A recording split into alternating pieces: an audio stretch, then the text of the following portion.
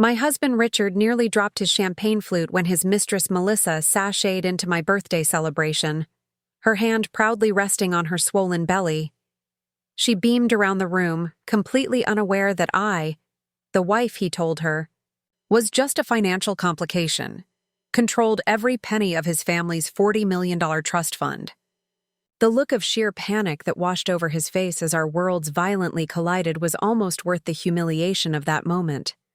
I smoothed down my designer dress and took a slow sip of champagne, savoring the irony.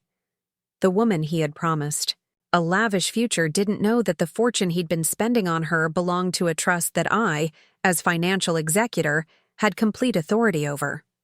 Her arrival at my carefully orchestrated birthday dinner wasn't just unexpected. It was the perfect dramatic opening to what would become the most extraordinary turning point of my life.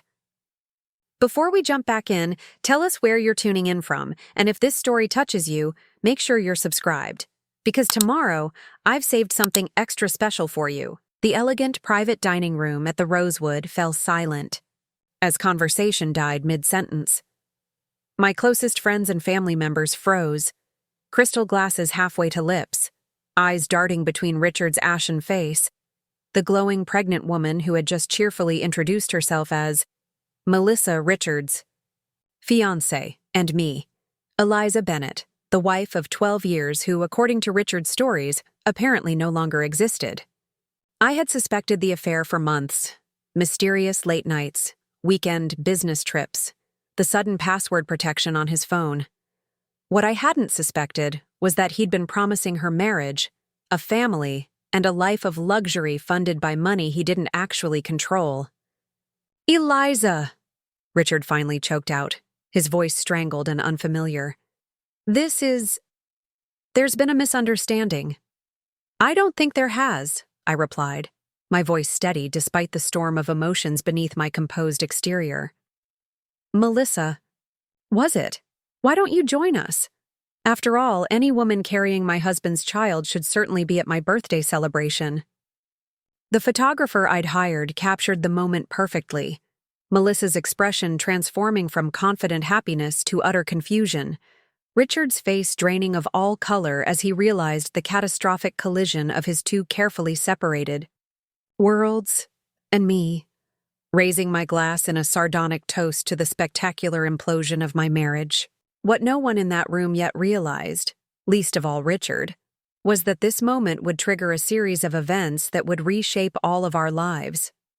Because while Richard had been building his house of lies, I had been quietly preparing for exactly this scenario, gathering evidence, consulting attorneys, and most importantly, strengthening my position as trustee of the Bennett family fortune, a position his grandfather had ironically insisted upon when we married, claiming I was the only one with a head for business.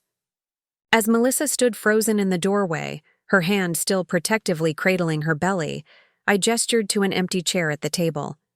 "Please, sit down. I believe we have quite a lot to discuss." I know you're probably wondering how I maintained such composure in that moment instead of causing the scene everyone expected. Trust me, I'm still wondering that myself sometimes. The Rosewood hadn't been my first choice for my 40th birthday celebration. I'd initially wanted something more intimate, perhaps the lake house that had been in my family for generations. But Richard had insisted on this display of opulence, the city's most exclusive restaurant, a private dining room with views of the skyline, a 5-course tasting menu with wine pairings that cost more than some people's monthly rent. "You only turned 40 once," he'd said with that charming smile that had once made my heart race. "Let me spoil you." Now I understood it hadn't been about spoiling me at all.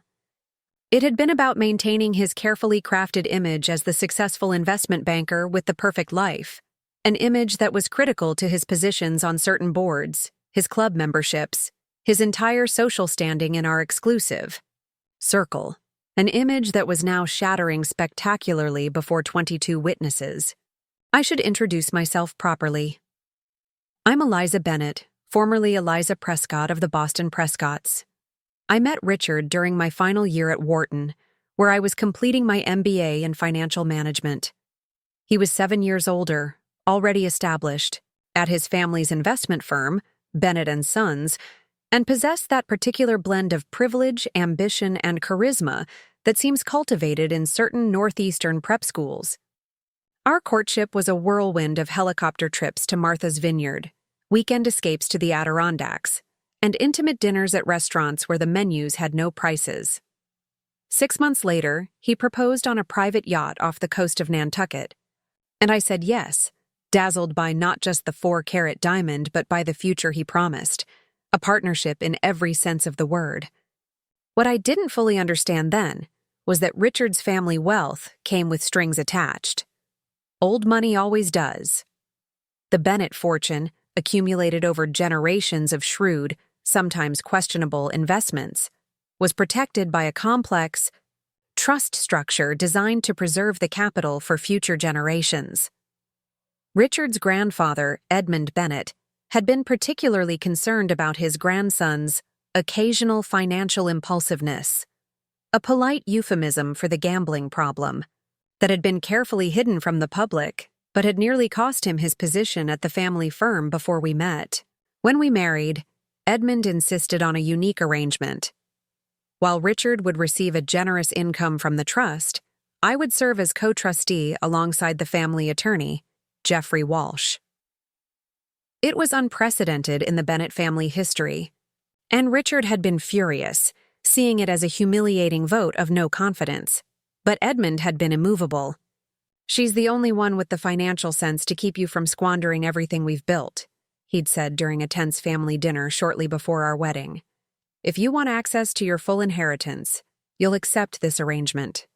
Richard had accepted it with poor grace, and over the years I'd come to understand my role was largely symbolic. Jeffrey handled most of the actual trust administration.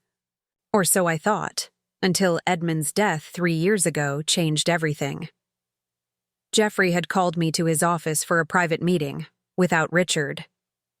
"Edmund amended the trust 6 months before his death," he explained, sliding a document across his imposing mahogany desk. "In the event of his passing, you would become the sole executor, with complete discretionary control over distributions." He was concerned about certain patterns he had observed in his grandson's behavior. I'd been stunned, both by the responsibility and by the implicit confirmation that my marriage was not what I had believed it to be. What had Edmund seen that I had been missing? The answer began revealing itself shortly afterward.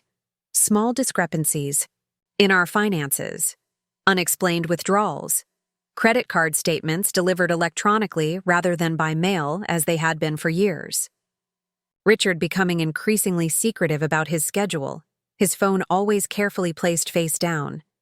I hadn't confronted him immediately. Instead, I began my own quiet investigation, using the access my trustee position provided to follow. The money trail. What I discovered was devastating. Regular transfers to an account I didn't recognize, charges at hotels I'd never visited, jewelry purchases that had never found their way to me. Still, infidelity was one thing.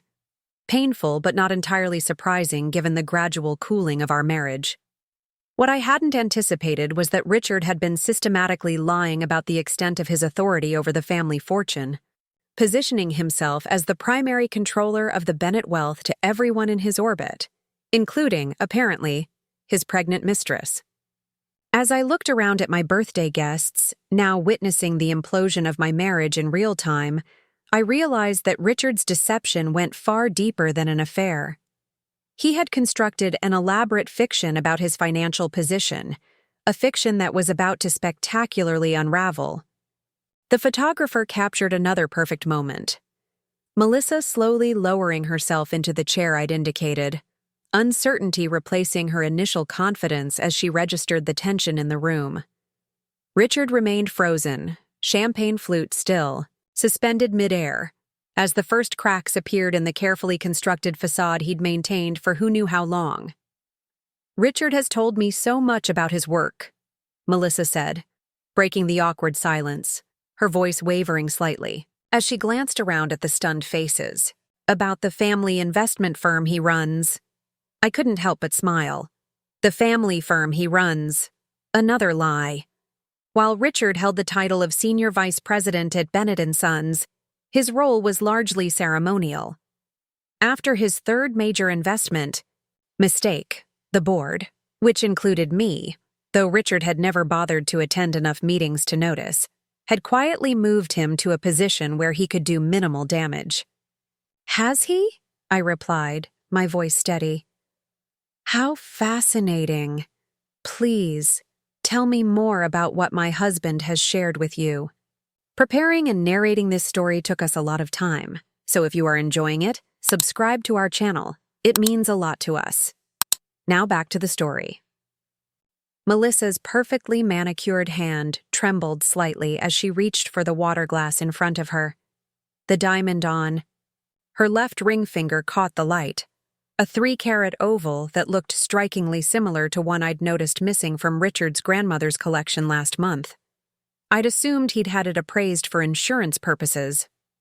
Another lie in the elaborate tapestry he'd been weaving. I'm sorry, but I don't understand, she said, her confusion evident as her gaze darted between Richard and me. Richard told me his wife. She stopped abruptly, realizing the dangerous territory she was entering.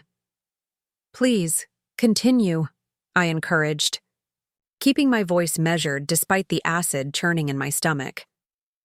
What exactly did Richard tell you about his wife? The room remained painfully silent, my birthday guests witnessing the unfolding drama with a mixture of horror and morbid fascination. My mother had half risen from her chair, clearly torn between rushing to my side and maintaining the polite decorum that had been drilled into her since childhood. My best friend Vanessa was less conflicted, her face a thundercloud of protective fury as she glared at Richard. Melissa swallowed hard. He said you were separated, that you'd agreed to divorce but were delaying for tax purposes. Her voice grew smaller with each word as the reality of the situation dawned on her. He said you had separate lives and that you. She glanced at my left hand where my wedding ring still sat. You were seeing someone else. A shocked murmur rippled through the gathering. Richard had clearly underestimated the embarrassment threshold of Boston's social elite. They might overlook discreet affairs conducted with appropriate distance and deniability, but this brazen collision of wife and pregnant mistress at a society event was beyond the pale. How fascinating, I replied, the calm in my voice belying the storm raging inside me. Especially considering we renewed our vows just last year on our 10th anniversary. A rather elaborate ceremony for a separated couple. Wouldn't you agree? Richard finally seemed to find his voice, stepping forward with the smooth confidence that had served him so well in boardrooms and bedrooms alike. Eliza, perhaps we should discuss this privately. I think we're well beyond privacy, Richard.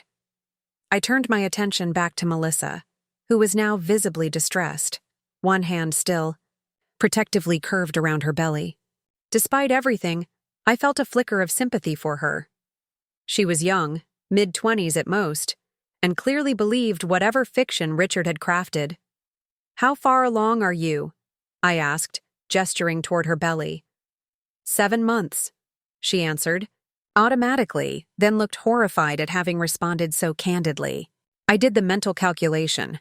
7 months ago, Richard and I had been in Bali, celebrating what he'd called a second honeymoon, after a particularly tense period in our marriage. He'd been attentive, romantic, seemingly recommitted to us, all while his pregnant mistress waited back home. And the Bennett family trust has been generous, I presume? I asked, watching Richard's face carefully. The flash of panic in his eyes confirmed what I'd already suspected. Melissa looked confused. I don't understand. The trust fund, I clarified. Richard must have told you about it, since he's been using it to fund your relationship, the apartment in Beacon Hill, the weekend trips to Miami, the vintage Aston Martin he bought last month. Her eyes widened. How did you? Because I'm the one who approves every distribution from that trust, I said simply. Every dollar Richard spends comes with my signature, including, apparently, the funds he's been using to create a life with you. The revelation landed like a grenade in the center of the room. Melissa turned to Richard, her expression a mixture of confusion and dawning horror. You told me you controlled the family money, that once we were married we'd have access to everything. He doesn't, and you won't, I replied before Richard could formulate a response. Richard receives a monthly stipend that I authorize. The Bennett Family Trust, all $40 million of it, remains under my exclusive control as executor, per his grandfather's explicit instructions. Richard's face had turned an alarming shade of purple. That's not entirely accurate, Eliza. The legal arrangement is more complex than you're suggesting. Is it? I raised an eyebrow, reaching for my handbag. I withdrew a slim portfolio and removed several documents, sliding them across the table toward Melissa. These are the trust documents, highlighted for clarity. You'll note in Section 4 that Richard's access to the principal is entirely contingent upon my approval as sole executor following Edmund Bennett's death 3 years ago. Melissa stared at the papers, then at Richard. You said your grandfather left everything to you, that the company, the properties, all of it was yours to manage. A bitter laugh escaped me before I could suppress it. The company hasn't allowed him to make significant decisions since he lost $11 million on a single ill-advised investment 5 years ago. He maintains his title and office purely as a courtesy to the Bennett name. The color drained from Melissa's face. The perfect future Richard had promised her, the life of luxury, the financial security for her and her child, was evaporating before her eyes. My mother finally rose fully from her seat and approached me, placing a steadying hand on my shoulder. Eliza, perhaps we should end the evening early. This situation requires privacy. I covered her hand with mine, drawing strength from her presence. You're right, Mom, though privacy seems a luxury that's been forfeited. I addressed the room at large. I apologize to you all for this unexpected drama. Please understand if I cut our celebration short. As my guests began gathering their belongings amid uncomfortable murmurs and averted gazes, I turned back to Melissa. I imagine you have questions that deserve honest answers, which I doubt Richard has provided. Here's my card. Call me tomorrow, and we can talk properly. Richard stepped forward, his composure fragmenting as he realized the extent of the damage unfolding. Eliza, you're making a scene. This isn't like you. No, Richard, this is exactly like me, I replied coldly. Methodical, thorough, and unwilling to be made a fool of. The difference is, you're finally seeing it directed at you instead of working in your favor. As the dining room emptied, leaving just Richard, Melissa, and me in a triangle of tension, the reality of the situation settled over us. 3 lives irrevocably altered, a web of lies unraveled, and a power dynamic shifted dramatically, all because Melissa had walked through the wrong door at the wrong time. How long have you known? Richard finally asked, his voice stripped of its usual confident polish. About the affair? Months. About the extent of your lies to Melissa? That's tonight's special revelation. I gathered my things, suddenly exhausted by the performance of composure I'd been maintaining. I've already moved your things to the guest house. You can stay there while we sort out the legal details. Melissa's eyes filled with tears. I didn't know. I swear I didn't know you were still together. He told me, I believe you, I interrupted gently. Richard has always been exceptionally convincing. It's what made him such an effective salesman before the board restricted his client contact. Richard's facade finally cracked completely. You've been watching me all this time? Tracking my movements, my spending? Of course I have, I replied. Edmund made me promise on his deathbed that I would protect the Bennett legacy, not from external threats, but from you. I've been fulfilling that promise. The revelation seemed to physically diminish him. The powerful, confident man who had controlled our marriage for 12 years suddenly appeared smaller, cornered. "What happens now?" Melissa asked, her voice small. I looked at her, really looked at her, seeing beyond the role of mistress to the young woman who had been manipulated and lied to, who was now carrying a child whose future suddenly seemed far less secure than she'd been led to believe. "Now," I said, "we all adjust to the truth. It's rarely as comfortable as the lies we tell ourselves, but it's the only solid ground to build upon." I gathered my coat and purse. "You two apparently have a lot to discuss. I'll leave you to it." As I walked out of the private dining room, leaving Richard and Melissa to confront their collapsing fantasy, I felt an unexpected lightness. The marriage I had fought so hard to preserve had been built on illusions. Richard's carefully crafted persona, my willful blindness to his flaws, our mutual performance of the perfect power couple. Its destruction, while painful, was also liberating. Outside, Vanessa waited by the valet stand, having dismissed her driver to ensure I wouldn't be alone. "My God, Eliza," she said, pulling me into a fierce hug. "I can't believe you handled that with such dignity. I wanted to throw my drink in his face." I laughed, a genuine sound that surprised me. The night's still young. There's time for drink throwing. Yet. As we slid into her car, she glanced at me sideways. "You're remarkably calm for someone whose husband just got exposed for having a pregnant girlfriend." "I've had months to process the betrayal," I admitted. Tonight was just the public confirmation of what I already knew. Though I will say, the pregnancy was an unwelcome surprise. "What will you do about the trust?" she asked. "Richard seemed shocked that you knew the details." "He always assumed—" I signed whatever Jeffrey put in front of me without reading it. That I was merely a decorative signature while the men handled the actual business. I gazed out at the city lights as we drove toward Vanessa's downtown apartment. I couldn't face the emptiness of my home just yet.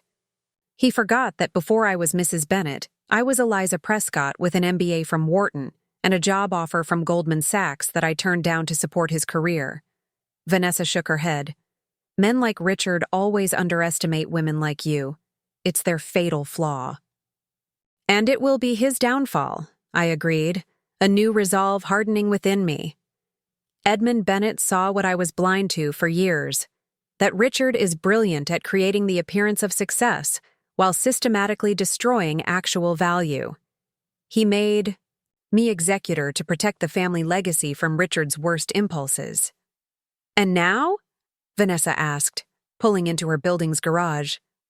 "Now I fulfill that responsibility," I said firmly.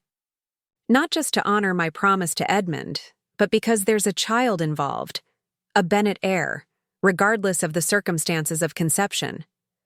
I won't let Richard's recklessness destroy that child's future the way he's jeopardized everything else he's touched.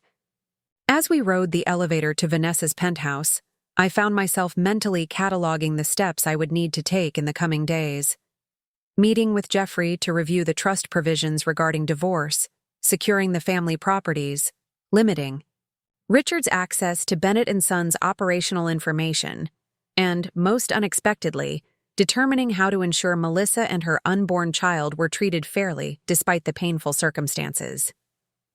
"You know what's ironic?" I said as Vanessa poured us each a generous glass of bourbon, my birthday celebration reimagined. "Richard always treated me like I was the lucky one in our marriage, the middle-class girl who married into Boston aristocracy. He never understood that the Bennett name opened doors, but it was my capabilities that kept them open." "To capabilities," Vanessa toasted, raising her glass.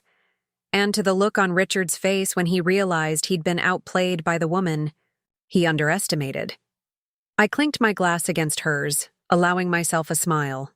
"To new beginnings," I added, "however unexpected their arrivals may be."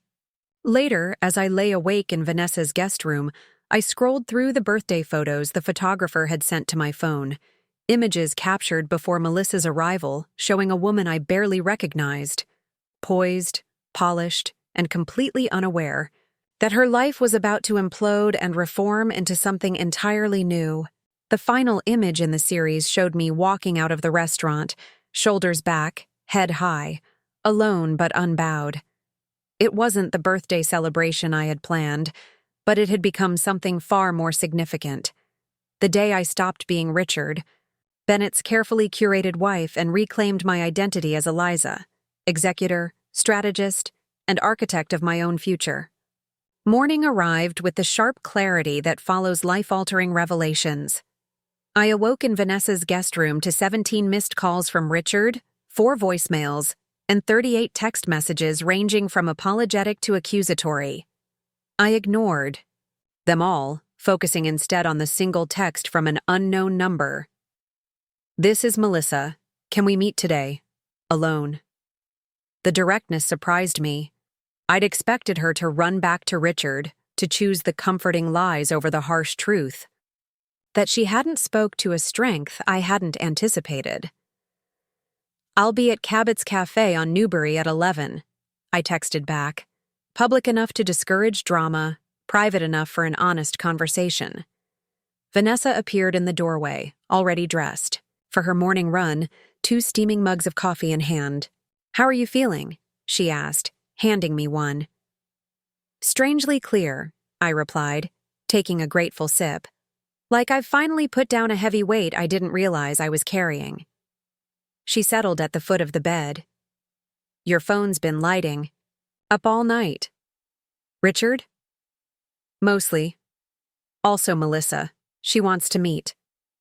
Vanessa's eyebrows shot up. "Are you going to?" "Yes," I said, surprising myself with the certainty. She deserves the truth, all of it. And I need to understand exactly what Richard promised her. Is that wise, legally speaking? I considered this. Probably not. But this isn't just about the divorce or the trust anymore. There's a child involved. A child who, regardless of the circumstances, is a Bennett by blood. Vanessa studied me for a moment. "You always did have an inconvenient sense of responsibility. Just remember, you don't owe either of them anything." "I owe myself clarity," I countered.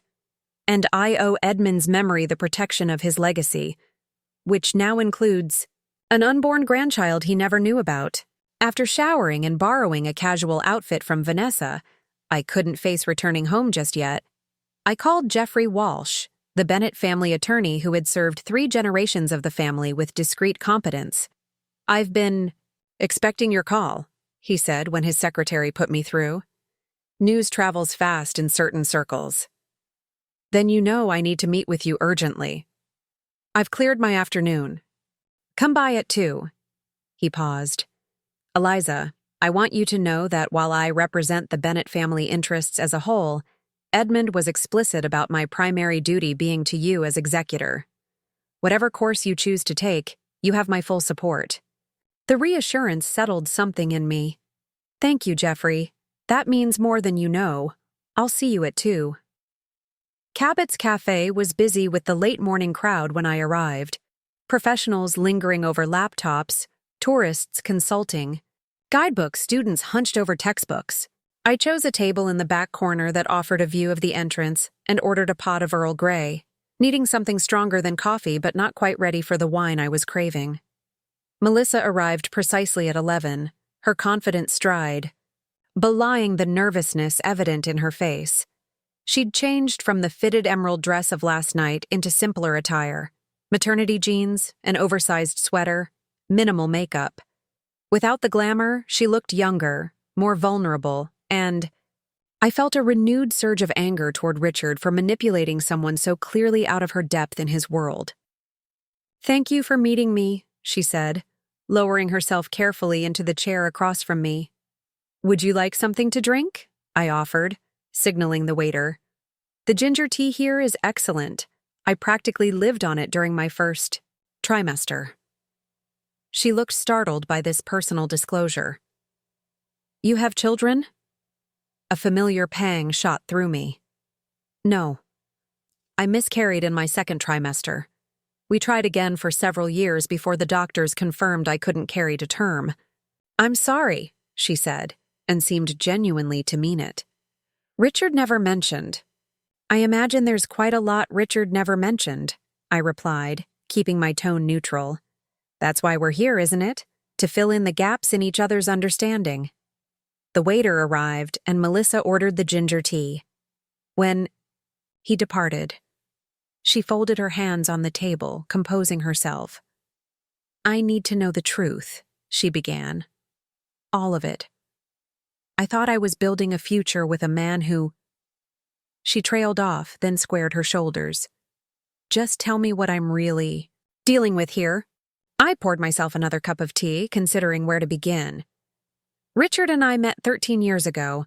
I was finishing my MBA, and he was already working at Bennett & Sons. To hear him tell it, it was love at first sight. In retrospect, it was more likely calculated interest. I had the financial expertise his grandfather wanted in the family, and he needed to settle down after some indiscretions in his 20s. Melissa listened intently as I outlined our marriage, the early years of apparent harmony, the gradual shift as Richard's true character emerged, the controlling behaviors disguised as concern, the financial machinations I'd only fully understood after Edmund's death. 3 years ago, when Edmund died, the trust structure changed, I explained. I went from co-trustee to sole executor, with complete discretionary control over all distributions. Richard's monthly allowance, the maintenance of the properties, the operational financing of Bennett & Sons, all of it requires my approval. And he never told you about me? Melissa asked, her hand unconsciously moving to her belly. He told me he was working late, traveling for business, networking with clients, the usual excuses. I smiled thinly. But to answer your real question, no. I had no idea he was building a parallel life. I knew about the affair, not about the promises or the pregnancy. She flinched. I feel like such a fool. He told me you were separated, that you were only maintaining appearances while the divorce was finalized for tax reasons. He said once the baby was born, we'd make everything official. When did you meet? At a charity gala last year. I was working for the event planning company. She twisted the diamond ring on her finger. He was charming, attentive, and I thought he was essentially single. I nodded, another piece of the puzzle falling into place. The Gardner Museum benefit last April. He volunteered to attend in my place because I had the flu. He pursued me relentlessly after that. Flowers at work, surprise lunches, weekend trips. Her voice wavered.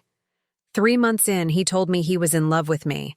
By Christmas, he was talking about our future together, about raising a family. When I got pregnant, it wasn't planned. But he seemed so happy. He gave me this ring, said it was a family heirloom. It was, I confirmed, his grandmother's engagement ring, a 7-carat oval diamond in an Art Deco setting. It disappeared from the safe at the Cape House in January. I assumed he'd sold it. Melissa looked down at the ring in horror. He said it had been left to him specifically for his true love. Richard has always been creative with the truth, I said, unable to keep the bitterness from my voice, especially when it serves his interests. The waiter returned with her tea, creating a momentary pause in our painful exchange. When he left, Melissa looked at me with newfound resolve. What happens now? She asked, echoing her question from the previous night, but this time with clearer intent. Legally, financially, with the baby. It was the question I'd been preparing for since I awoke. That depends on several factors, including what you want. Regardless of Richard's deception, the child you're carrying is legally a Bennett. Under the terms of the trust, legitimate heirs are entitled to certain provisions. Her eyes widened. I'm not looking for money. Perhaps not, but your child deserves security. I leaned forward. I have a meeting with Jeffrey Walsh, the family attorney, this afternoon. If you're amenable, I'd like to discuss establishing a separate trust for your child independent of any arrangements with Richard. "Why would you do that?" she asked, confusion evident. "After what I've done to your marriage?" "You didn't do anything to my marriage," I corrected her. "Richard did. You were deceived as much as I was, possibly more so. And while I can't speak for what our interactions will be like in the future, I can ensure that an innocent child doesn't suffer for their father's poor choices." Tears welled in her eyes. "I don't understand. You should hate me." "Hate requires energy I'd rather direct elsewhere," I replied simply. "Besides, Edmund Bennett taught me that true responsibility means making decisions based on principles, not emotions. He protected the family legacy from Richard's impulsiveness. Now, it's my turn to do the same." Melissa wiped her eyes with a napkin. "Richard called me last night after you left. He said not to trust you, that you were vindictive and would try to turn me against him, that you'd use the trust to punish us both." I wasn't surprised. "And what did you say?"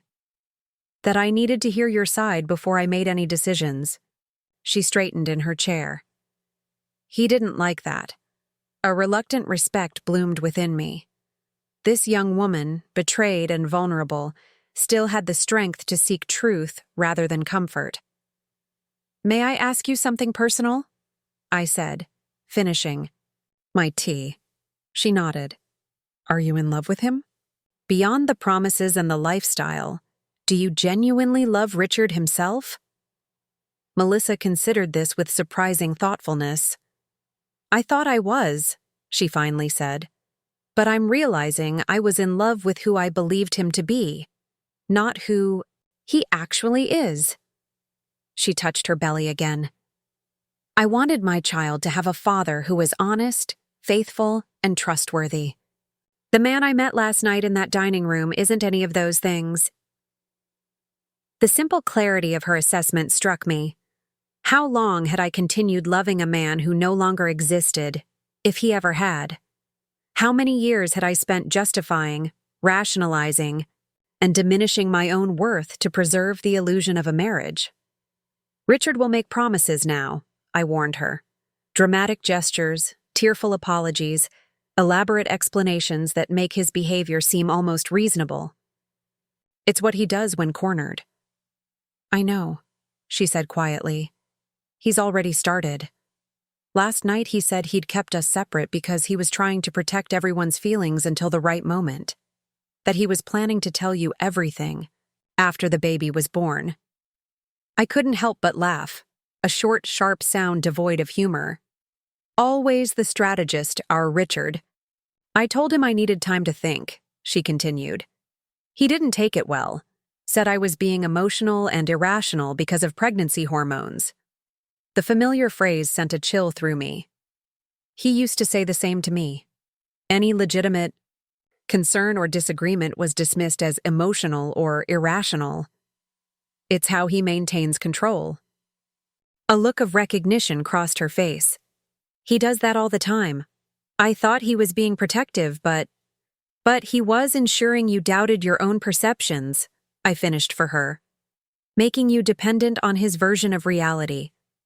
We sat in silence for a moment, two women united by the shared experience of loving and being deceived by the same man.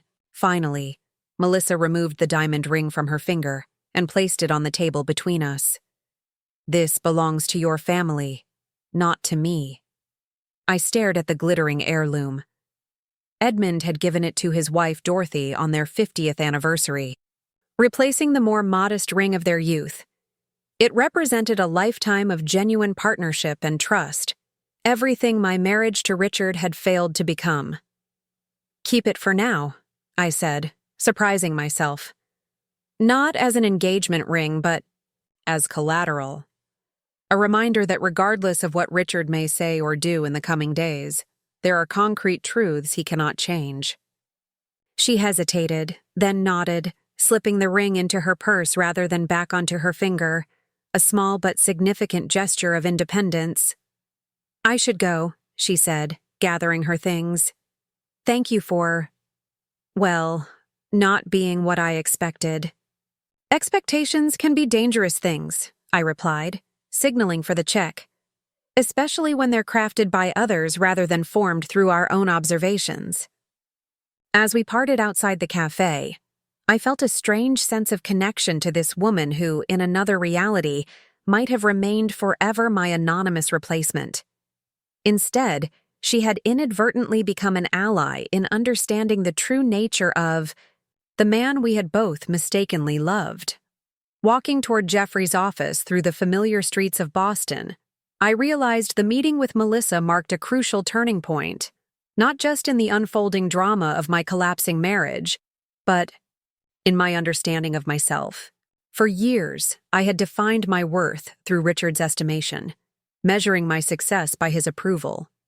Now, facing the complete dismantling of that external validation, I was discovering a more authentic measure, my capacity to act with integrity, even when hurt beyond measure. Edmund Bennett had seen this in me when Richard hadn't. He had entrusted me with his legacy not because I was Richard's wife, but because I possessed qualities his grandson lacked, qualities I had suppressed and diminished to maintain marital harmony. As I approached the imposing granite building, housing Bennett and Walsh Legal Associates, I straightened my shoulders and lifted my chin. The woman who entered Jeffrey's office today would not be the accommodating Mrs. Bennett who had signed where instructed and asked few questions. Today, Eliza Prescott Bennett was fully stepping into the role Edmund had envisioned for her, guardian not just of the Bennett fortune, but of its future, including the unborn child who would carry the family name. The realization brought with it a sense of purpose that transcended my personal pain. Richard had betrayed me, but in doing so, he had inadvertently set me free from the constraints of a marriage that had slowly been extinguishing my true self. Now, that self was re-emerging, stronger, clearer, and more determined than ever before. I know what you're thinking right now. Why am I being so calm about all this? Why am I not throwing Richard's designer suits onto the front lawn and setting them on fire? Trust me, that thought crossed my mind more than once. But sometimes the most powerful response isn't the most dramatic one. If you're enjoying this story of betrayal, unexpected alliances, and reclaiming your power, make sure you hit subscribe. Tomorrow I'll share how I discovered Richard's most shocking deception yet, one that even his mistress didn't know about. And let me know in the comments what you would do if you were in my situation. Jeffrey Walsh's corner office at Bennett and Walsh Legal Associates offered a sweeping view of Boston Harbor, but the family attorney's attention was entirely focused on me as I recounted the events of the past 24 hours. So to summarize, he said when I finished, removing his reading glasses and pinching the bridge of his nose, Richard has been systematically misrepresenting his authority over the Bennett Trust, using funds you approved for legitimate expenses, to finance a parallel relationship, and has now impregnated a woman who believed he was essentially divorced and in control of the family fortune. That's an impressively concise summary, I agreed, accepting the glass of scotch he offered. At 2 p.m, it might have seemed inappropriate, but Jeffrey had known me long enough to understand when social conventions should be set aside. Edmund foresaw Richard's capacity for self-destruction, Jeffrey said, settling back into his leather chair. But I don't think even he anticipated this particular scenario. What are my options, Jeffrey, legally speaking? He tented his fingers, considering. As executor, your position is quite strong. The trust gives you broad, discretionary powers regarding distributions. You could, if you wished, reduce Richard's monthly allowance to the statutory minimum specified in the trust, $20,000 annually. I nearly choked on my scotch. $20,000? Richard spends more than that each month on clothes alone. Edmund believed in safety nets. Not golden parachutes, Jeffrey explained. The minimum ensures Richard would never be destitute, but it's designed to be uncomfortable enough to motivate better behavior. And Bennett and Sons?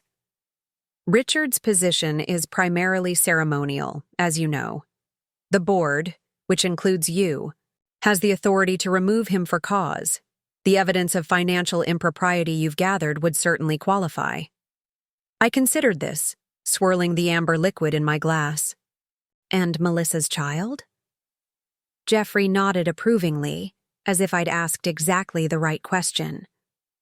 Assuming paternity is established, which I don't imagine Richard will contest given the public nature of their relationship, the child would be a legal Bennett heir. Under the trust terms, legitimate heirs are entitled to educational trusts and certain inheritance rights. I'd like to establish a separate trust for the child, I said decisively. Independent of Richard's provisions and protected from his financial mismanagement. Jeffrey made a note on his legal pad. A sensible precaution. I'll draft the paperwork. He hesitated, then added, Eliza, while I admire your consideration for the child, I must ask, are you certain you want to pursue this course? Many in your position might take a less magnanimous approach. I considered his question carefully. This isn't about magnanimity, Jeffrey. It's about honoring what Edmund entrusted to me. He made me executor because he believed I would protect the Bennett legacy according to its true values, not its public image. The ghost of a smile crossed Jeffrey's usually impassive face. He would be proud of how you're handling this. Not many would maintain such perspective in the face of personal betrayal. I'm not saying I don't want Richard to suffer, I admitted, finishing my scotch. But I want that suffering to come from natural consequences, not vindictive actions. His grandfather taught me that true power lies not in what you can destroy, but in what you choose to preserve. Our conversation shifted to practical matters, freezing certain accounts pending full financial review, documenting the misappropriation of funds, preparing for the inevitable media attention when Boston society caught wind of the full story, and drafting interim amendments to the trust disbursement procedures. What about divorce proceedings? Jeffrey asked as our meeting concluded. Not yet, I decided. I need more information before making that decision. Right now, Richard believes he can charm or manipulate his way back into control. That misconception gives me time to secure the Bennett assets and establish proper provisions for Melissa's child. Jeffrey nodded, escorting me to the door. A strategic approach. Edmund always said you had the mind of a chess player, seeing 3 moves ahead while others are focused on the immediate play. The comparison warmed me. Edmund Bennett had been more of a father to me than my own had. Ever been. His belief in my capabilities had often exceeded my own, and I was only now beginning to understand why. As I left the building, my phone buzzed with an incoming call from Bennett & Sons' main office. Charlotte Weber, the firm's long-serving executive assistant, sounded uncharacteristically flustered. Mrs. Bennett, I'm so sorry to bother you, but there's a situation developing here that requires your immediate attention. What kind of situation, Charlotte? Mr. Bennett arrived about an hour ago, clearly agitated. He's been removing files from the secure archive and has asked the finance department to prepare wire transfers for significant sums to offshore accounts. When Mr. Harriman questioned the transactions, Mr. Bennett claimed they were authorized by you as emergency contingency measures. A cold clarity settled over me. Richard wasn't just scrambling to manage the fallout of his exposed affair. He was attempting to secure funds beyond my reach. Charlotte, listen carefully. No transfers are to be processed without my direct in-person authorization. Call security and have them secure the archive room. I'm on my way. I texted Jeffrey as my Uber raced through afternoon traffic. Richard, attempting unauthorized transfers at B&S. Meeting you there. His response was immediate. On my way. Board members notified.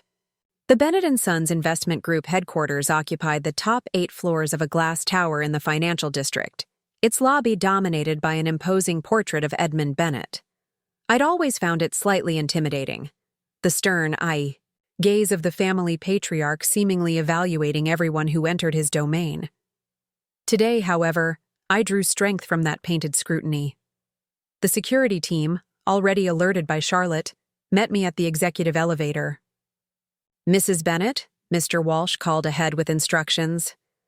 "Mr. Bennett is currently in his office with the door locked. He's refused entry to security and has disconnected his office phone." "Has he managed to complete any transactions?" "No, ma'am. The system was locked down according to protocol as soon as unauthorized activity was detected." I nodded, relieved that the safeguards Edmund had insisted upon were functioning as designed.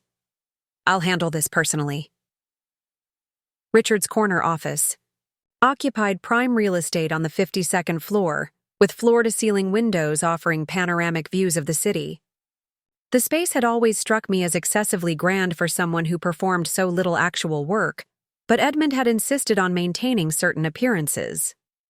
The executive floor was unusually quiet as I approached, staff having been discreetly cleared from the area. Outside Richard's closed door stood 2 security officers and Jeffrey, who had somehow arrived before me. "He's barricaded himself inside," Jeffrey explained in a low voice. "Apparently, he attempted to wire $12 million to a Cayman Islands account before the system flagged the transaction and froze his access."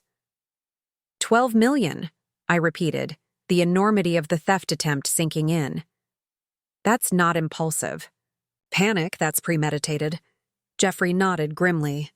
"The finance team found evidence he's been preparing for this contingency for months, setting up accounts, establishing transfer protocols, gathering confidential client information."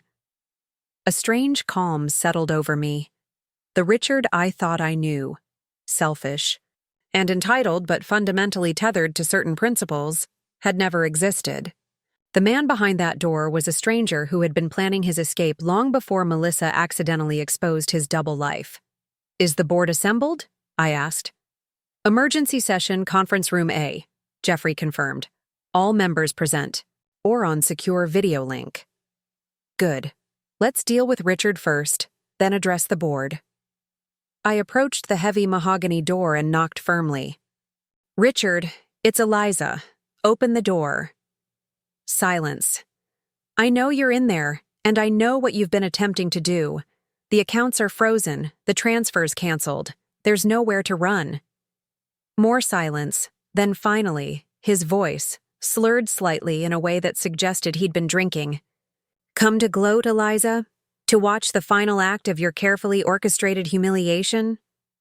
I've come to offer you one chance to salvage something from this situation," I replied evenly. "Open the door, and we can discuss terms. Keep it locked. And I'll have security break it down before I instruct the board to contact the authorities about attempted embezzlement." A bitter laugh filtered through the door. "Always so reasonable, so controlled. Did you plan all this? Tracking my movements, monitoring my accounts, just waiting for the perfect moment to spring your trap?" "No, Richard. You did this to yourself. Every step, every decision, every lie. I simply observed and protected what was entrusted to me." The silence stretched for nearly a minute before I heard the lock disengage. I nodded to the security officers to remain outside and entered alone. Richard's normally immaculate office was in disarray, papers scattered across the desk, a half-empty bottle of bourbon perched precariously on a stack of financial reports, his suit jacket flung over a chair. Richard himself stood by the window, silhouetted against the late afternoon sun, looking suddenly older and diminished. $12 million, I said quietly, closing the door behind me. "Were you planning to disappear with Melissa, or was she just another person you were preparing to abandon?"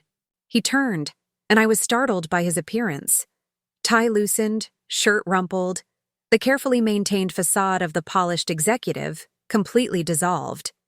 "She wasn't supposed to show up last night," he said, as though that explained everything. "We had a plan. After the baby was born, I would handle the divorce quietly. The transfers were preparation for our fresh start." "A fresh start built on stolen client funds," I noted, maintaining my distance. "Did Melissa know about this plan?" He snorted dismissively.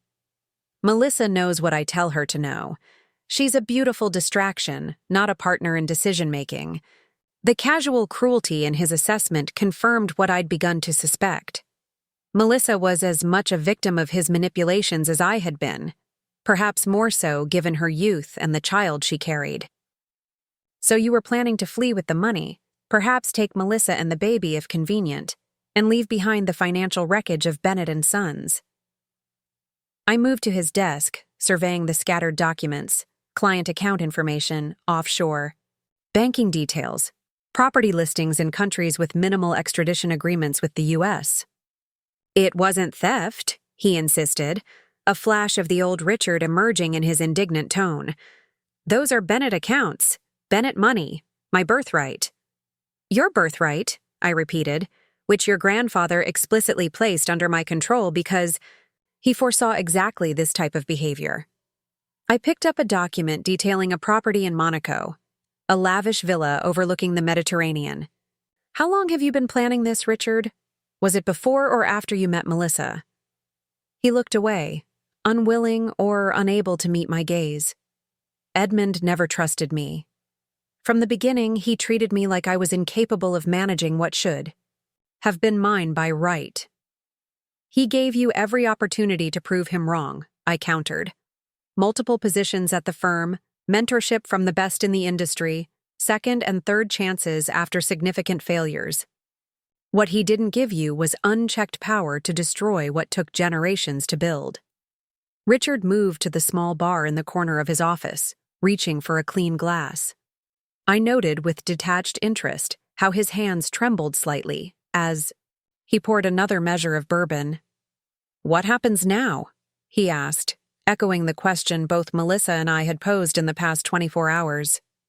"I assume the board is assembled, ready to strip me of my position and complete my public humiliation." "That depends on you," I said, taking a seat in one of the leather chairs facing his desk. "There are two paths forward, Richard. Choose carefully, because this decision will determine not just your financial future, but your relationship with your child." His head snapped up. "She told you about the baby." "She told me everything," I confirmed, "including the promises you made about the wealth and position that awaited her once you were free of your troublesome wife." He had the grace to look momentarily ashamed, but it passed quickly. "What are these two paths you're so generously offering?" "The first is simple. You resign from Bennett and Sons effective immediately, relinquish any claims to unauthorized access to the trust beyond your stipulated allowance, and commit to a structured visitation and support arrangement for your child. In return, the board will characterize your departure as a personal decision, the trust will maintain your current housing allowance, and no criminal charges will be filed regarding today's attempted transfers." He took a long swallow of bourbon. "And the second path?" "You continue this self-destructive spiral. The board removes you for cause, publicly citing financial impropriety. The trust reduces your allowance to the statutory minimum.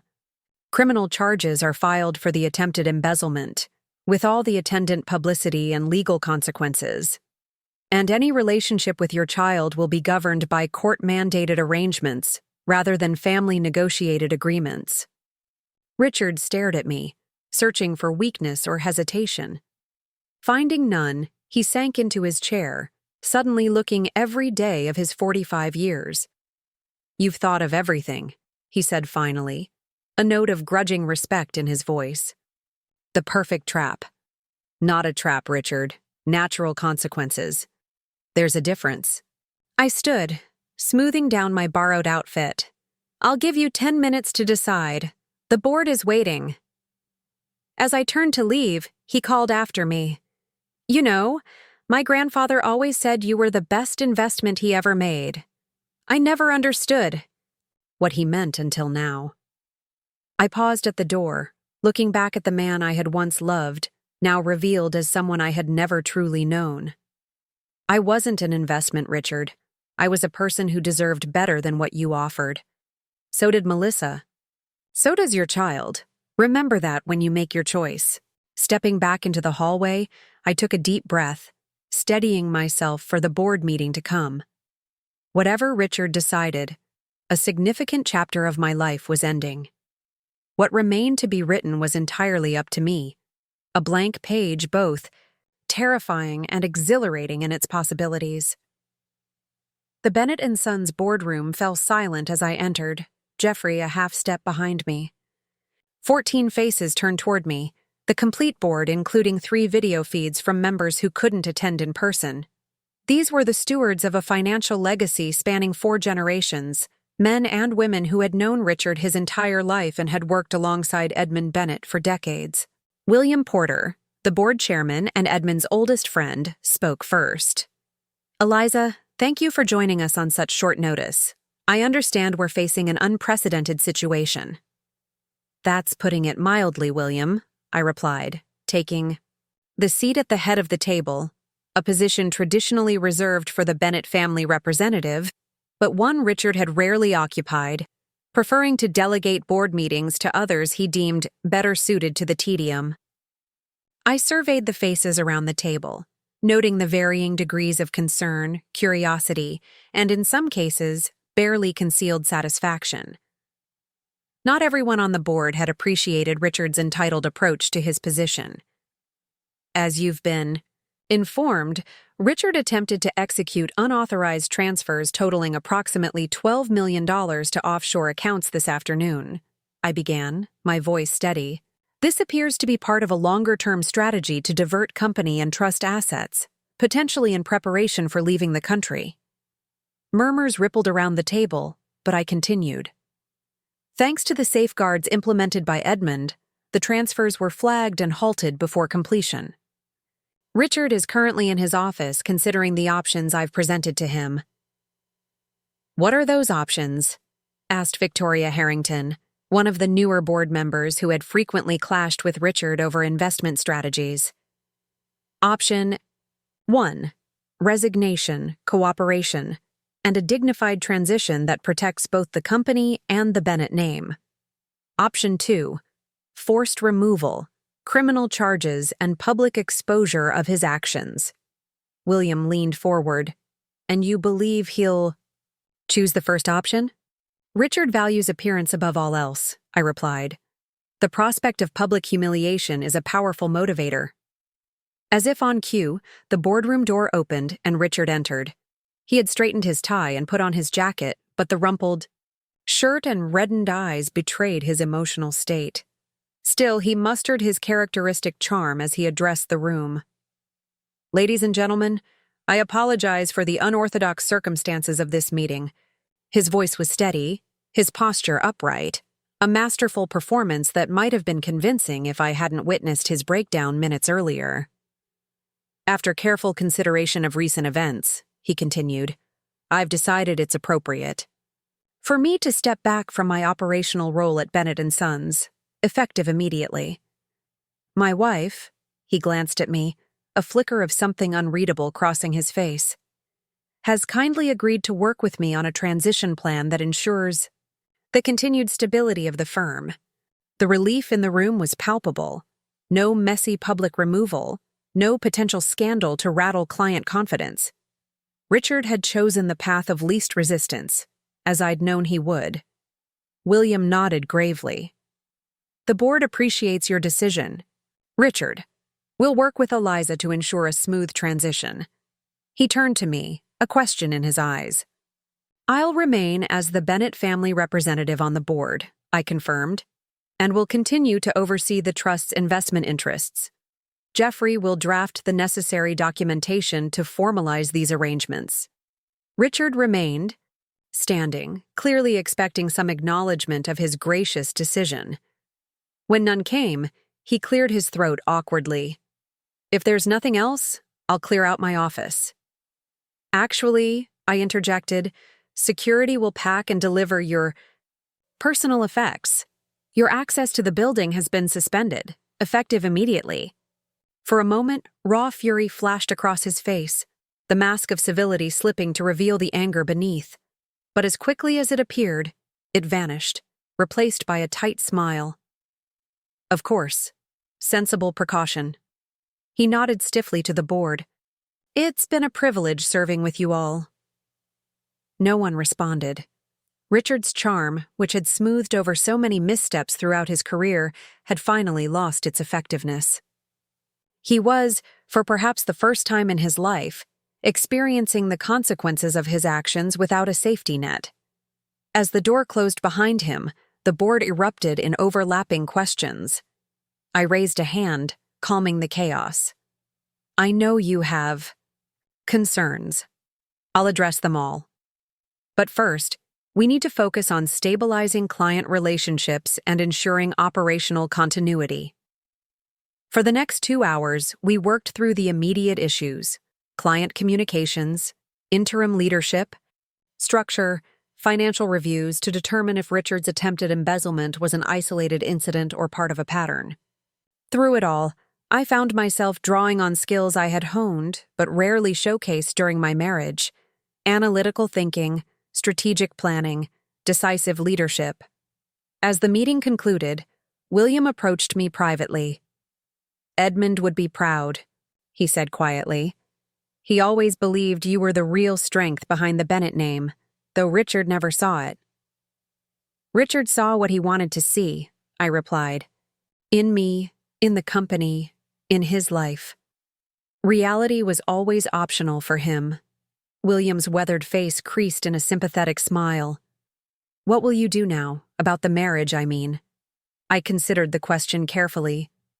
"Process what's happened. Make arrangements for Richard's child. Ensure the company's stability isn't compromised." I met his gaze directly. "Divorce will come, but on my timeline, not his." He nodded approvingly. "You've earned the right to dictate those terms." The sun was setting as I finally left the Bennett & Sons building, casting long shadows across the financial district. My phone showed 8 missed calls from Richard, which I ignored, and 1 text from Melissa.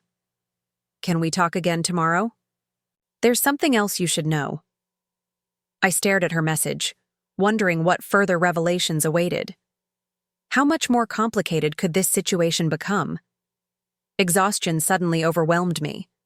The adrenaline that had carried me through, confrontations with Richard, meetings with Jeffrey, and the emergency board session was fading, leaving behind bone-deep weariness. For the first time, I directed my Uber driver to take me home rather than back to Vanessa's apartment.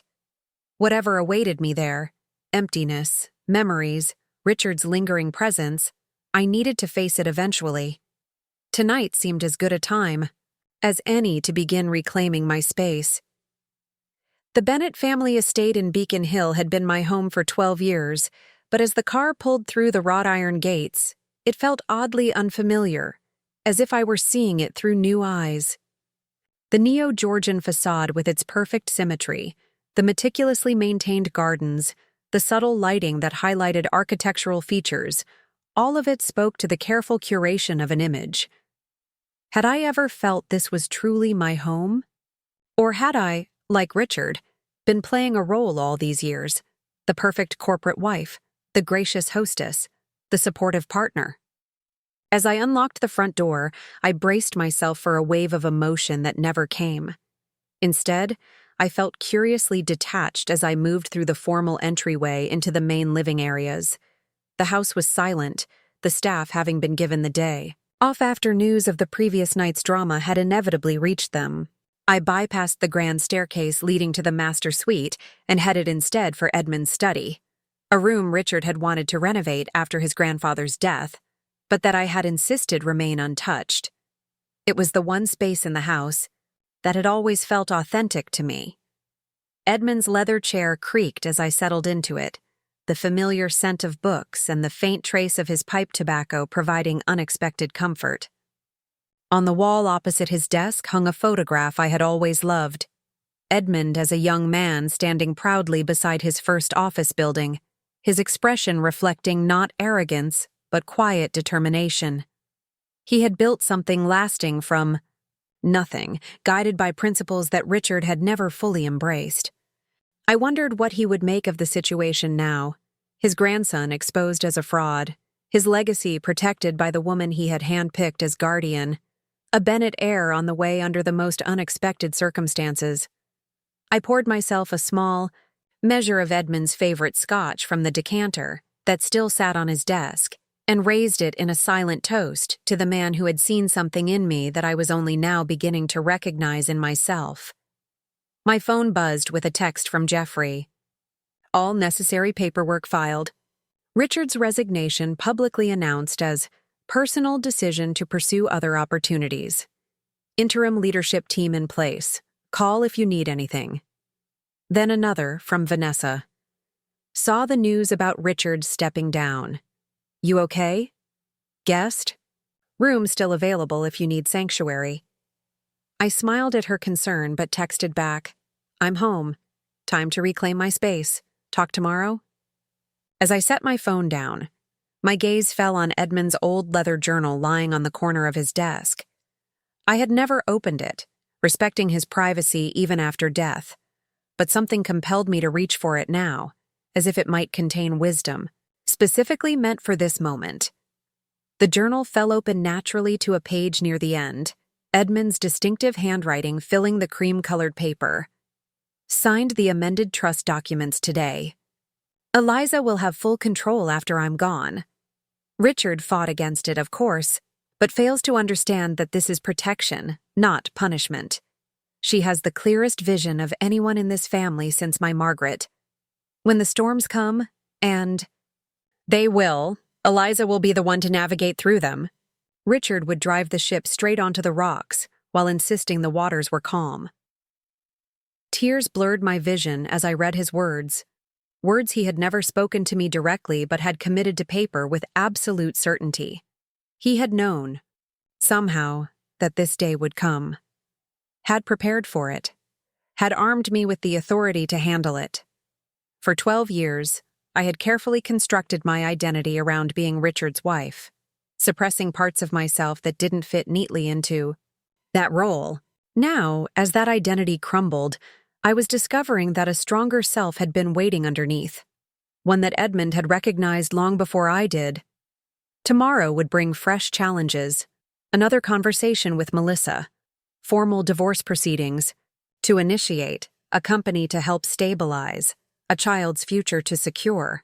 But tonight, sitting in Edmund's chair with his journal open before me, I allowed myself to acknowledge a truth that felt both terrifying and exhilarating.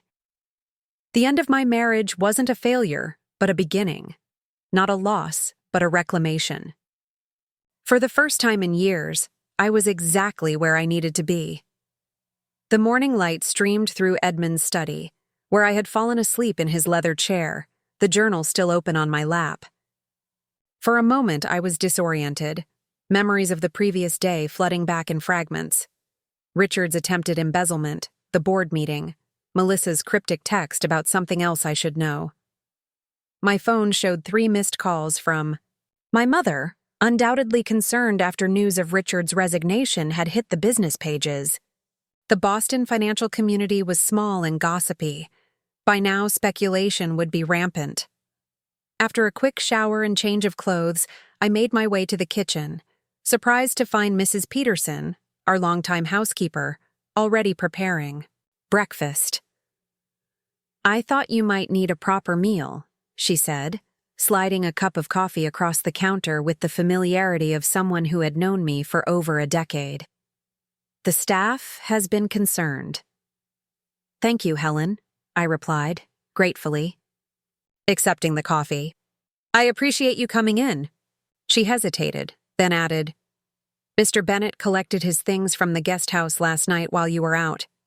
He asked me to tell you he'll be staying at the Four Seasons until arrangements are finalized.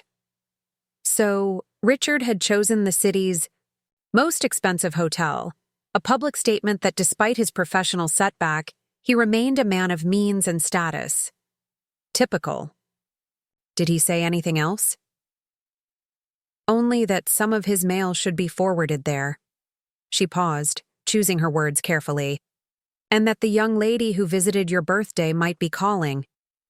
I nearly laughed at the euphemism.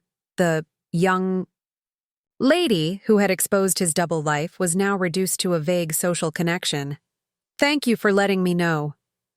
After breakfast, I called Jeffrey to check on the legal proceedings he'd initiated: trust amendments, formal documentation of Richard's resignation, preliminary divorce filings.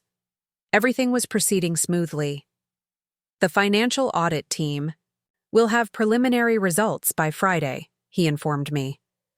Initial findings suggest Richard's attempted wire transfer wasn't his first attempt to move money inappropriately, just his most ambitious. Let me know what they find, I replied, unsurprised. Richard's bold attempt to transfer $12 million had likely been preceded by smaller, more discreet movements designed to test the system's vigilance. My next call was to Melissa, arranging to meet her at a quiet cafe near the public garden. At noon. Her voice had sounded strained, raising my curiosity about what additional information she needed to share. As I drove through the familiar streets of Boston, I was struck by how differently I perceived the city now. The financial district where Bennett & Sons maintained its headquarters, the exclusive shops on Newbury Street where Richard insisted we make appearances, the social clubs where we had cultivated carefully curated relationships. All of it had once represented a world I had worked to belong to. Now I recognized it as a beautiful but hollow stage set where we had all played our assigned roles. Melissa was already waiting when I arrived, seated at a corner table partially screened by a large ficus plant. She wore a simple maternity dress and minimal makeup, her hair pulled back in a practical ponytail. The transformation from the glamorous woman who had crashed my birthday party was striking. Without the armor of couture and careful styling, she looked younger, more vulnerable, but somehow more authentic. "Thank you for meeting me again," she said as I took the seat across from her. "I wasn't sure you would."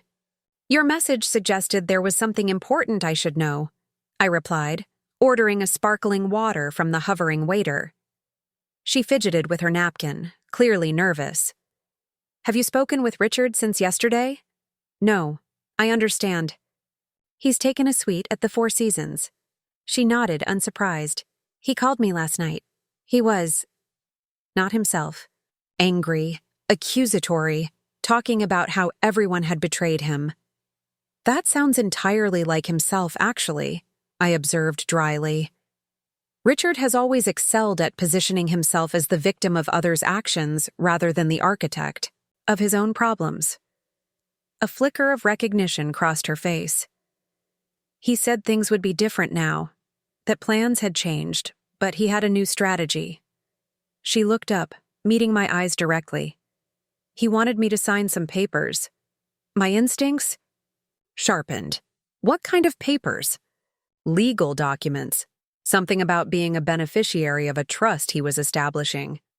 He said it would protect the baby and me if anything happened to him. She reached into her purse and withdrew a folded document. I told him I needed time to review them. That my brother is an attorney, and I wanted his opinion first. I took the papers, immediately recognizing the distinctive letterhead of Harrison and Myers, a law firm known for its aggressive tactics in high-net-worth divorces. As I scanned the document, cold anger settled in my chest. "This isn't a trust for your benefit," I explained, struggling to keep my voice even. "It's a declaration naming you as a co-respondent in divorce proceedings, claiming you knowingly pursued a relationship with a married man and conspired to extort financial support through pregnancy." The color drained from Melissa's face. "What?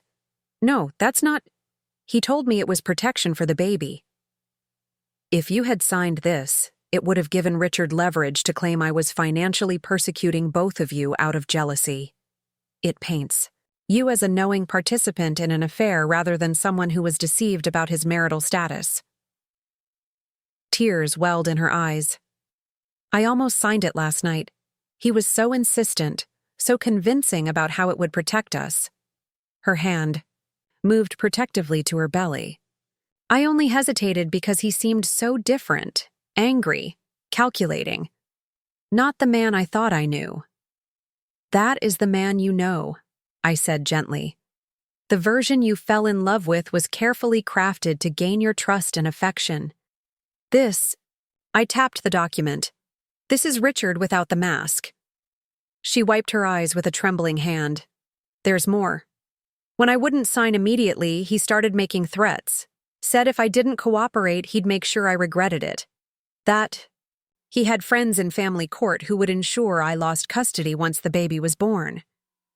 My jaw tightened. Richard's desperation was making him dangerous. Did he threaten you physically? No, nothing like that. Just legally, financially. Said no one would believe my version of events once his lawyers finished with me. She took a shaky breath. I was scared enough that I recorded the conversation on my phone. I stared at her, reassessing everything I thought I knew about this young woman. She had seemed naive, easily manipulated by Richard's charm and promises. But here she was, instinctively protecting herself with the same kind of careful documentation I had gathered during my investigation of Richard's financial misdeeds. That was incredibly smart, I told her sincerely, and brave. She looked surprised by the compliment. My mother always said, trust your gut. When Richard started making threats, something just clicked, like I was seeing the real him for the first time. I nodded, understanding exactly what she meant. I had experienced that same moment of clarity, not when I discovered Richard's affair, but years earlier, when I first noticed the discrepancy between his words and actions, the careful construction of his public persona versus the private reality. Would you be willing to share that recording with my attorney? I asked.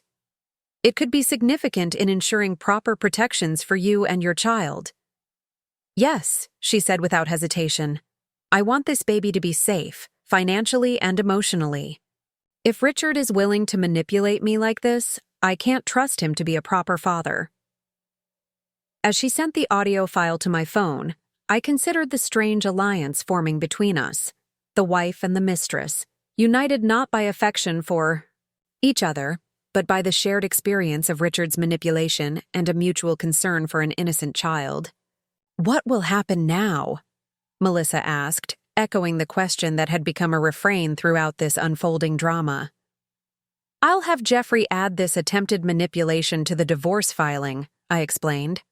We'll also expedite the establishment of a separate trust for your child's benefit, one that Richard cannot access or control. She nodded, relief evident in her expression. And what about us? This situation? I know it's awkward, but there's a child connecting us now, whether we like it or not. It was a fair question, one I had been avoiding in the whirlwind of legal and financial considerations. This woman would be the mother of a Bennett heir, a permanent connection to the family regardless of my relationship with Richard. I think we can establish a relationship based on mutual respect and the best interests of your child, I said. Carefully. I don't expect us to become friends, but we don't need to be adversaries either. I'd like that, she replied softly. And I want you to know how sorry I am about all of this. If I had known you were still married, that he was lying about his situation. I held up a hand, stopping her apology.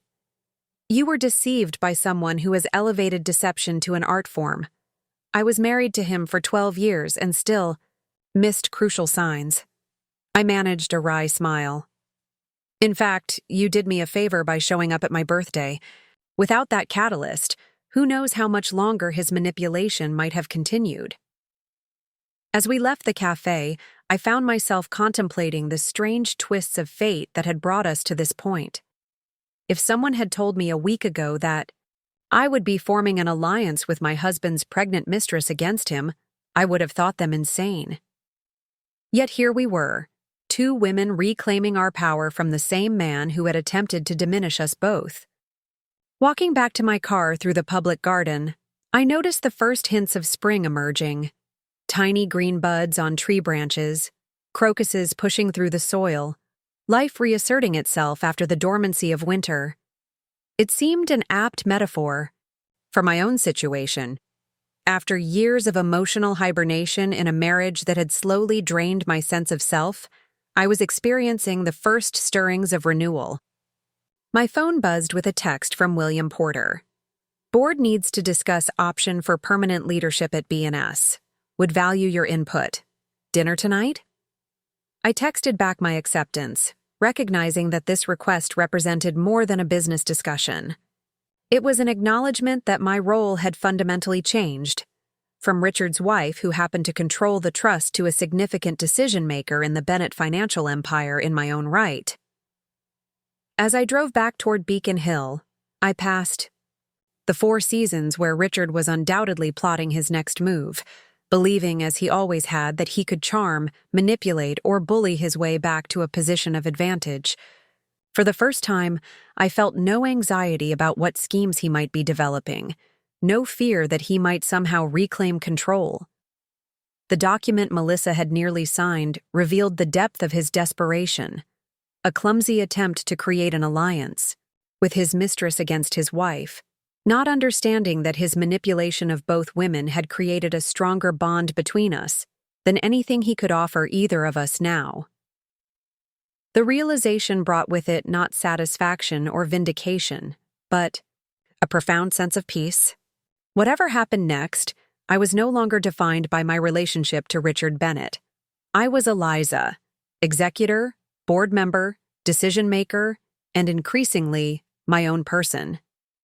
3 months after the night Melissa walked into my birthday celebration, I stood in the newly renovated offices of Bennett & Sons, surveying the changes that had transformed not just the physical space, but the company itself. Gone were the dark wood paneling and heavy draperies that had given the executive floor its clubby, exclusive atmosphere. In their place, glass walls allowed natural light to flow through the space, creating an environment of transparency and openness.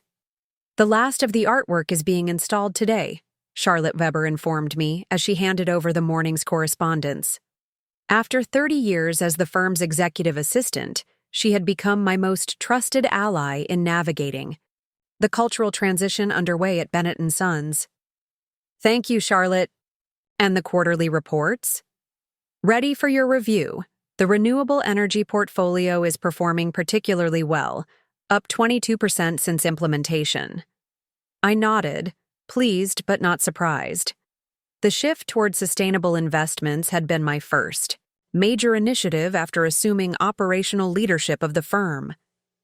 Richard had consistently blocked such moves, claiming they were too speculative, too risky for Bennett & Sons' traditional client base. In reality, he had been protecting his personal investments in competing sectors, another deception revealed during the comprehensive audit of his financial activities. The boardroom, once Richard's domain, now served as a collaborative workspace, where senior managers gathered weekly to share insights and challenges. Today, the leadership team was assembling to finalize our first major acquisition since Richard's departure, a boutique investment firm specializing in women-led startups. As I took my seat at the head of the table, I caught a glimpse of my reflection in the glass wall, a woman I was still getting to know. My hair, once carefully maintained in the conservative style Richard had preferred, now fell in looser waves around my face. My wardrobe had evolved too, still professional but with touches of color and personality that would have seemed out of place in my former life as Mrs. Bennett. Quarterly projections are exceeding expectations across all divisions, William Porter reported, his initial skepticism about my leadership long since replaced by firm support. Client retention is at 98%, and we've added 23 new accounts in the high net worth category. The Richardson Group is particularly impressed with our sustainable portfolio, added Victoria Harrington. They're considering moving their entire family office under our management. The meeting progressed efficiently, each department head reporting successes and challenges with a candor that would have been unthinkable during Richard's tenure, when admitting problems was seen as weakness rather than an opportunity for collaborative problem-solving. As the team dispersed to their respective departments, William lingered behind.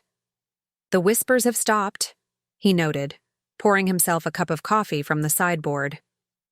For the first few weeks after Richard left, There was plenty of speculation about how long you'd last before selling your stake or bringing in outside management. Now no one questions your leadership. Results tend to silence critics, I replied, gathering my notes. Though I'm sure there are still those who believe a former corporate wife has no business running an investment firm. William chuckled. Perhaps, but they're not saying it anywhere I can hear. Edmund would be pleased with what you've accomplished. The mention of Richard's grandfather brought a familiar warmth. I'd taken to visiting his grave monthly, updating him on the company's progress as if he could still offer the guidance I'd valued during his life. After the meeting, I returned to what had been Richard's office, now transformed into a space that reflected my own aesthetic. The pretentious oil paintings of sailing vessels had been replaced with contemporary works by local artists. The imposing mahogany desk where Richard had held court was gone, replaced by a more functional workspace, arranged to facilitate conversation rather than intimidate visitors. My phone buzzed with a text from Melissa. Appointment went well. It's a girl. Pictures attached if you want to see them. Our unexpected alliance had evolved into something neither of us could have anticipated. Not friendship exactly, but a relationship built on mutual respect and shared purpose. The trust, for her child, Richard's daughter, had been established with provisions for education, healthcare, and financial security. Richard, true to form, had initially contested the arrangements, then abruptly shifted to disinterest when he realized there was no advantage to be gained. I opened the attached ultrasound image, studying the grainy profile of the tiny Bennett heir, a girl who would grow up knowing her full family history, both the triumphs and the failures. Melissa and I had agreed on that much. No sanitized version of events, no convenient lies to protect adult egos. She's beautiful, I texted back. Have you thought more about names? Leaning toward Eleanor Grace. Eleanor was my grandmother's name. I smiled at the coincidence. Eleanor had been Edmund's wife's name as well.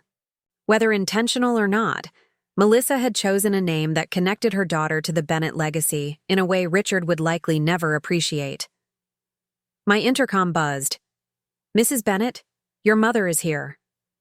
I winced slightly at the continued use of my married name, a detail I hadn't yet corrected, partly due to the complicated legal proceedings still underway, and partly because, in Boston's financial circles, the Bennett name carried weight that opened doors. Send her in, please. Elizabeth Prescott entered with her characteristic blend of elegance and energy, kissing me on both cheeks before settling into one of the visitor chairs. At 68, she remained a formidable presence in Boston's social scene, though she had deliberately stepped back from her philanthropic commitments to support me through the upheaval of recent months. The office looks wonderful, she commented, glancing approvingly at the transformed space. Much more you than that mausoleum Richard insisted upon. The whole floor has been renovated, I told her. We're bringing Bennett & Sons into the current century, figuratively and literally. And how are you, darling? Beyond the professional successes everyone is talking about. It was the question people rarely asked, focusing instead on the business, implications of Richard's departure, or the salacious details of his double life. I'm finding my way, I answered honestly. Some days are easier than others. She nodded, understanding the complexities behind my simple response. And the divorce proceedings? Ongoing. Richard's latest attorney is taking a more aggressive approach, challenging the trust provisions and claiming Edmund was not of sound mind when he appointed me executor. My mother scoffed. Edmund Bennett was sharper at 80 than Richard is at 45. That argument won't stand up to the slightest scrutiny. It's not meant to succeed, just to delay and frustrate me into a more favorable settlement. I shrugged, no longer particularly concerned by Richard's legal maneuvers. Jeffrey assures me it's a desperate tactic that will backfire. And Melissa, how is she managing? Better than expected. She's enrolled in a business program at Boston University, focusing on event management. The trust will provide for her child, and she seems determined to build an independent life. My mother studied me thoughtfully. You've handled this situation with remarkable grace, Eliza. Many women would have vilified both husband and mistress, made the whole mess as publicly painful as possible. What purpose would that serve? The situation was painful enough without adding vindictiveness to the mix. I glanced at the ultrasound image still open on my phone. Besides, there's a child involved. She deserves better than to be born into active hostility. Edmund chose well when he put you in charge, my mother said softly. Not just of the money, but of the family's future. After my mother left, I found myself reflecting on the journey of the past 3 months. From the shock of Melissa's appearance at my birthday to the comprehensive restructuring of both Bennett & Sons and my personal life. The path had been neither straight nor easy, with Richard fighting each step of the separation and attempting to undermine my leadership at every opportunity. Yet something unexpected had emerged from the chaos, a clearer sense of who I was beyond the roles I had played as Richard's wife, Edmund's chosen executor, the perfect hostess, the supportive partner. Those aspects of my identity remained, but they no longer defined me completely. My assistant appeared in the doorway. Your car is ready whenever you're set to leave. Thank you, David. I'll head out now. The late afternoon sun cast long shadows across Boston Common as my driver navigated toward Cambridge. Harvard Business School had invited me to speak to their Women in Leadership seminar. A request that would have been unthinkable 6 months ago when I was known primarily as Richard Bennett's wife, rather than the interim CEO of Bennett & Sons Investment Group. Tonight, I would share not just the professional insights gained from restructuring a traditional investment firm for contemporary challenges, but also the personal wisdom hard-won through betrayal, resilience, and reinvention. As the car crossed the Charles River, I reviewed my speaking notes, focusing on the conclusion that had taken the longest to craft. The measure of our success is not found in the absence of challenges, but in how we respond to them. When my carefully constructed life imploded, I discovered that what remained wasn't emptiness but possibility. The structures I had relied upon, marriage, social position, defined roles, had actually been limitations disguised as security. True security comes not from external validation, but from internal clarity about who you are and what you value. My journey continues, as all our journeys do. But now I move forward not as someone defined by relationship to others, but as myself, complex, capable, and continuously evolving. The words reflected not just what I hoped to convey to the ambitious young women who would fill the auditorium tonight, but what I was still learning to embrace fully myself, that endings, however painful, create space for new beginnings. My phone buzzed with a calendar reminder. Dinner with Vanessa, 8:30 p.m. After my talk, I would meet my oldest friend to celebrate a milestone neither of us had anticipated. The board's decision, finalized that morning, to remove interim from my CEO title. Life continued to unfold in unexpected ways. The woman, who had once believed her greatest achievement was maintaining a perfect facade, as Mrs. Richard Bennett was now recognized as a financial leader in her own right. The marriage I had fought to preserve had been revealed as a carefully constructed illusion, and the woman I had initially seen as my replacement had become, improbably, an ally in creating a healthier legacy for the next generation. Not every question had been answered, not every wound healed. Richard remained a complicated presence in my life through ongoing legal proceedings and his biological connection to Eleanor Grace, the daughter he had yet to acknowledge beyond mandatory DNA. Testing, the social circles we had moved in together continued to adjust to our separate realities, allies and loyalties shifting like the New England weather. But as I prepared to address a room full of women navigating their own complex paths through personal and professional challenges, I felt a profound gratitude for the unexpected turn my life had taken. The night Melissa walked into my birthday celebration had been the end of one chapter, but it had also been the beginning of a far more authentic story, one I was now writing for myself. Before we continue with how my transformation journey unfolded, I want to thank all of you for your supportive comments on this series. So many of you have shared your own stories of rebuilding after betrayal, and it's been incredibly moving to read them. I've noticed many of you asking about what eventually happened with Richard and whether there was one final confrontation. Well, today's installment will answer those questions. And if you're new here, welcome. Make sure you check out the earlier parts of this story to understand how we got to this point. Now, let's pick up where we left off. The Harvard Business School auditorium fell silent as I concluded my presentation, the final slide displaying a simple quote from Eleanor Roosevelt. "A woman is like a tea bag. You never know how strong it is until it's in hot water." For a moment, I stood in the stillness, acutely aware of the hundreds of eyes focused on me, women at various stages of their careers, many taking notes, others nodding in recognition of struggles similar to their own. Then applause erupted, starting in the front rows and cascading backward through the hall. During the Q&A session that followed, the questions ranged from specific business strategies I'd implemented at Bennett & Sons to more personal inquiries about navigating Boston's male-dominated financial sector. But it was the final question, posed by a young woman in the back row, that caught me off guard with its directness. "Ms. Bennett, you've spoken eloquently about professional resilience, but I'm curious, how do you handle running into your ex-husband socially? Boston's financial community is small, and it seems inevitable that your paths would cross." The room grew quieter, the audience clearly interested in this more personal dimension of my story. I took a moment before responding, appreciating her candor. "That's an excellent question," I acknowledged.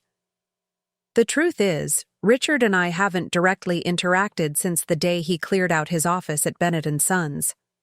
Our communication has been exclusively through attorneys. Boston may be small, but when someone puts significant effort into avoiding you, it's surprisingly easy to maintain distance. What I didn't share was my suspicion that Richard had been deliberately keeping a low profile, waiting for the gossip to subside before attempting to rebuild his reputation. According to Vanessa's extensive network of social connections, he had been spotted in New York and Miami, but had largely disappeared from Boston's social calendar. After the talk concluded, the department chair invited me to join a small dinner with faculty members and select students. As we walked toward the faculty club, my phone buzzed with a text from Vanessa. "Change of plans. Need to meet earlier. Stratton Club in 30 minutes important." The urgency was uncharacteristic of my typically laid-back friend. I made my apologies to the Harvard group and directed my driver to the Stratton Club instead, an exclusive establishment in Back Bay, where Boston's old money gathered away from tourist attention. Vanessa was waiting in the private lounge area, a half-empty martini in front of her, and an expression I hadn't seen since her messy divorce 3 years earlier, a mixture of anger and satisfaction that suggested significant drama was unfolding. "What's happened?" I asked, sliding into the leather chair across from her. "Your text sounded urgent." She leaned forward, lowering her voice despite the privacy of our corner. "Richard's back in town, and he's brought company," I signaled. The waiter for a scotch absorbing this information. Not entirely surprising. He was bound to return eventually. "It's who he's with that's interesting," Vanessa continued, a gleam in her eye that reminded me why she had been my first call when Melissa appeared at my birthday party. Vanessa had a journalist's instinct for significant details. Diane Lockhart, the name registered immediately. Diane Lockhart was the recently divorced wife of Henry Lockhart, CEO of Eastern Capital Group, and one of Bennett & Sons' largest competitors. "That's an interesting choice," I said carefully, accepting my drink from the waiter. "Interesting," Doesn't begin to cover it, Vanessa replied once we were alone again. Eastern Capital has been trying to poach Bennett clients for years, and now Richard's parading around town with the ex-wife of their CEO? It's not subtle. I considered the implications. Richard had signed comprehensive non-compete and confidentiality agreements as part of his separation from Bennett and Sons. The legal terms were stringent, necessary protective measures given his intricate knowledge of client portfolios and investment strategies. Where were they seen? I asked, keeping my tone neutral despite the concern building within me. Dinner at Maison Laurent tonight. Very cozy, according to my source. And they're staying at the same hotel, the Archer, not Richard's usual Four Seasons. A deliberate choice, then. The Archer was directly across the street from Eastern Capital's Boston offices. There's more, Vanessa added, finishing her martini. Diane Lockhart sits on Eastern's board, specifically their new acquisitions committee. The pieces aligned with disturbing clarity. Richard couldn't directly work for a competitor due to his non-compete agreement, but there was nothing preventing him from sharing insider information with a board member who happened to be his new romantic interest. It was exactly the kind of underhanded workaround that reflected Richard's approach to obstacles, not confronting them directly, but finding deceptive paths around them. I should call Jeffrey, I said, reaching for my phone. Vanessa placed her hand over mine, stopping me. There's something else you should know first. They're here. Here? At the Stratton? She nodded toward the main dining room visible through the lounge's glass partition. They arrived about 10 minutes before. You did. Richard didn't see me. I was seated behind a column when they were escorted to their table. I followed her gaze, and there he was. My husband of 12 years, soon-to-be ex, seated at a prime table overlooking the garden. Across from him sat Diane Lockhart, an elegant woman in her early 50s with the confident posture of someone accustomed to wealth and influence. Richard was leaning toward her, that familiar charming smile in place as he spoke animatedly. It was the first time I'd seen him in person since he'd cleared out his office 3 months earlier. I had expected to feel something, anger, resentment, perhaps even lingering affection. Instead, I experienced a strange detachment, as if observing a character in a play rather than a man who had once been the center of my life. We should leave, I said, turning back to Vanessa. I have no interest in a public scene. Or, Vanessa countered with a mischievous glint, we could join them. Absolutely not. Not literally at their table, she clarified. But the Connollys are hosting a group in the private dining section, and they'd be delighted to have us join. Their table has a perfect view of the main room. I considered the proposition. Deliberately positioning myself to observe Richard felt petty, yet I couldn't deny a certain strategic advantage in seeing him interact with Diane Lockhart. If he was indeed planning to circumvent his non-compete through her, witnessing their dynamic might provide valuable insight. Fine, I conceded. But we're there as guests of the Connollys, not as spies. Of course, Vanessa agreed, her innocent tone belied by the satisfaction in her eyes. Purely social. Thomas and Marion, Connolly welcomed us warmly to their gathering, a celebration of their 40th anniversary with a small circle of friends. From our position, I had a clear view of Richard and Diane without being directly in his line of sight. Throughout dinner, I found myself making professional small talk while periodically observing Richard's table. His body language was familiar. The animated gestures, the focused attention, the well-timed laugh that made whoever he was speaking with feel uniquely interesting. I had once been the recipient of that calculated charm, had once believed it represented genuine connection rather than strategic manipulation. They make an attractive couple, Marion Connolly noted, following my gaze. Though I'm surprised to see Richard with Diane Lockhart, of all people, given the history between Bennett and Eastern. Richard has always valued his personal interests above professional boundaries, I replied, keeping my tone light despite the weight of the observation. Marion patted my hand sympathetically. You've handled everything with remarkable dignity, Eliza. The entire community has noticed. The support was genuine but uncomfortable, reminding me that despite my professional accomplishments, many in Boston society still viewed me primarily through the lens of my failed marriage, the wronged wife who had behaved admirably in the face of humiliation. As dessert was served, I noticed Richard and Diane preparing to leave. He helped her with her wrap in a gallant gesture I recognized all too well, his hand lingering at the small of her back as they moved toward the exit. Then, halfway across the dining room, Richard froze. Our eyes met across the crowded space, his widening in surprise before his expression smoothed into careful neutrality. He whispered something to Diane, who glanced in my direction with unconcealed curiosity. I maintained steady eye contact, offering a polite nod of acknowledgement. For a moment, Richard seemed unsure how to respond, an unusual state for a man who prided himself on social adroitness. Then he returned the nod stiffly, before guiding Diane toward the exit with renewed purpose. Well, that was anticlimactic, Vanessa murmured beside me. I was hoping for something more dramatic. Life isn't a reality show, I reminded her, though I understood her disappointment.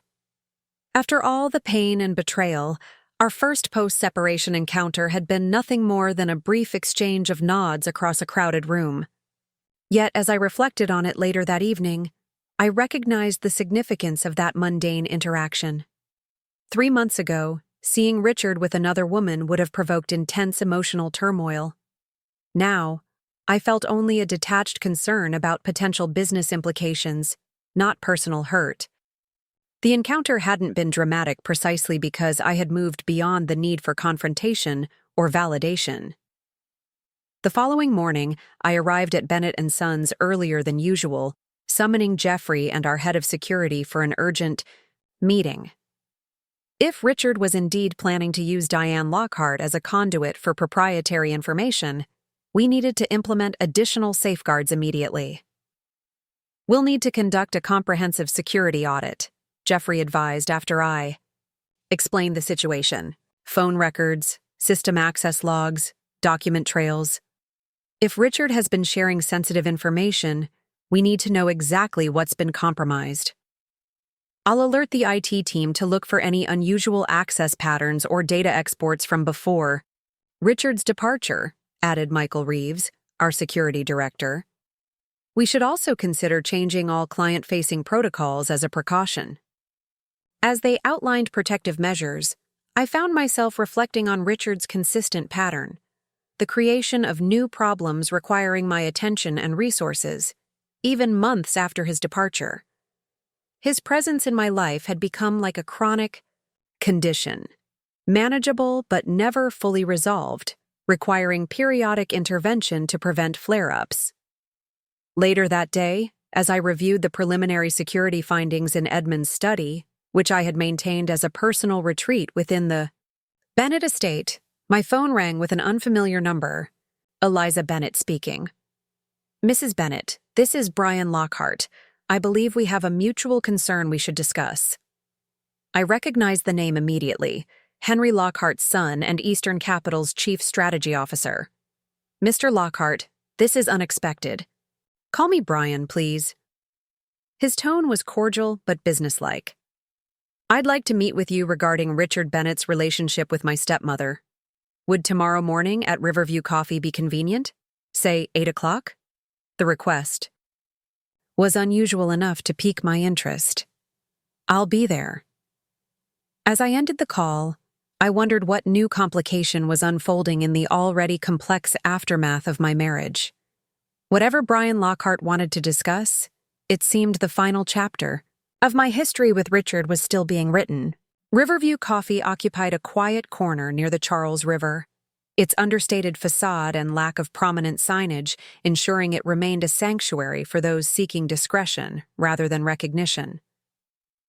I arrived 15 minutes early, selecting a table in the back alcove that offered both privacy and a clear view of the entrance. Brian Lockhart arrived precisely at 8, his appearance less formal than I'd expected.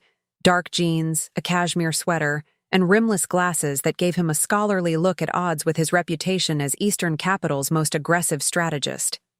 At 35, he was a decade younger than Richard, and had built a career deliberately separate from his father's influence, starting at Goldman Sachs before joining the family firm. "Mrs. Bennet," he greeted me, extending his hand. "Thank you for meeting on such short notice."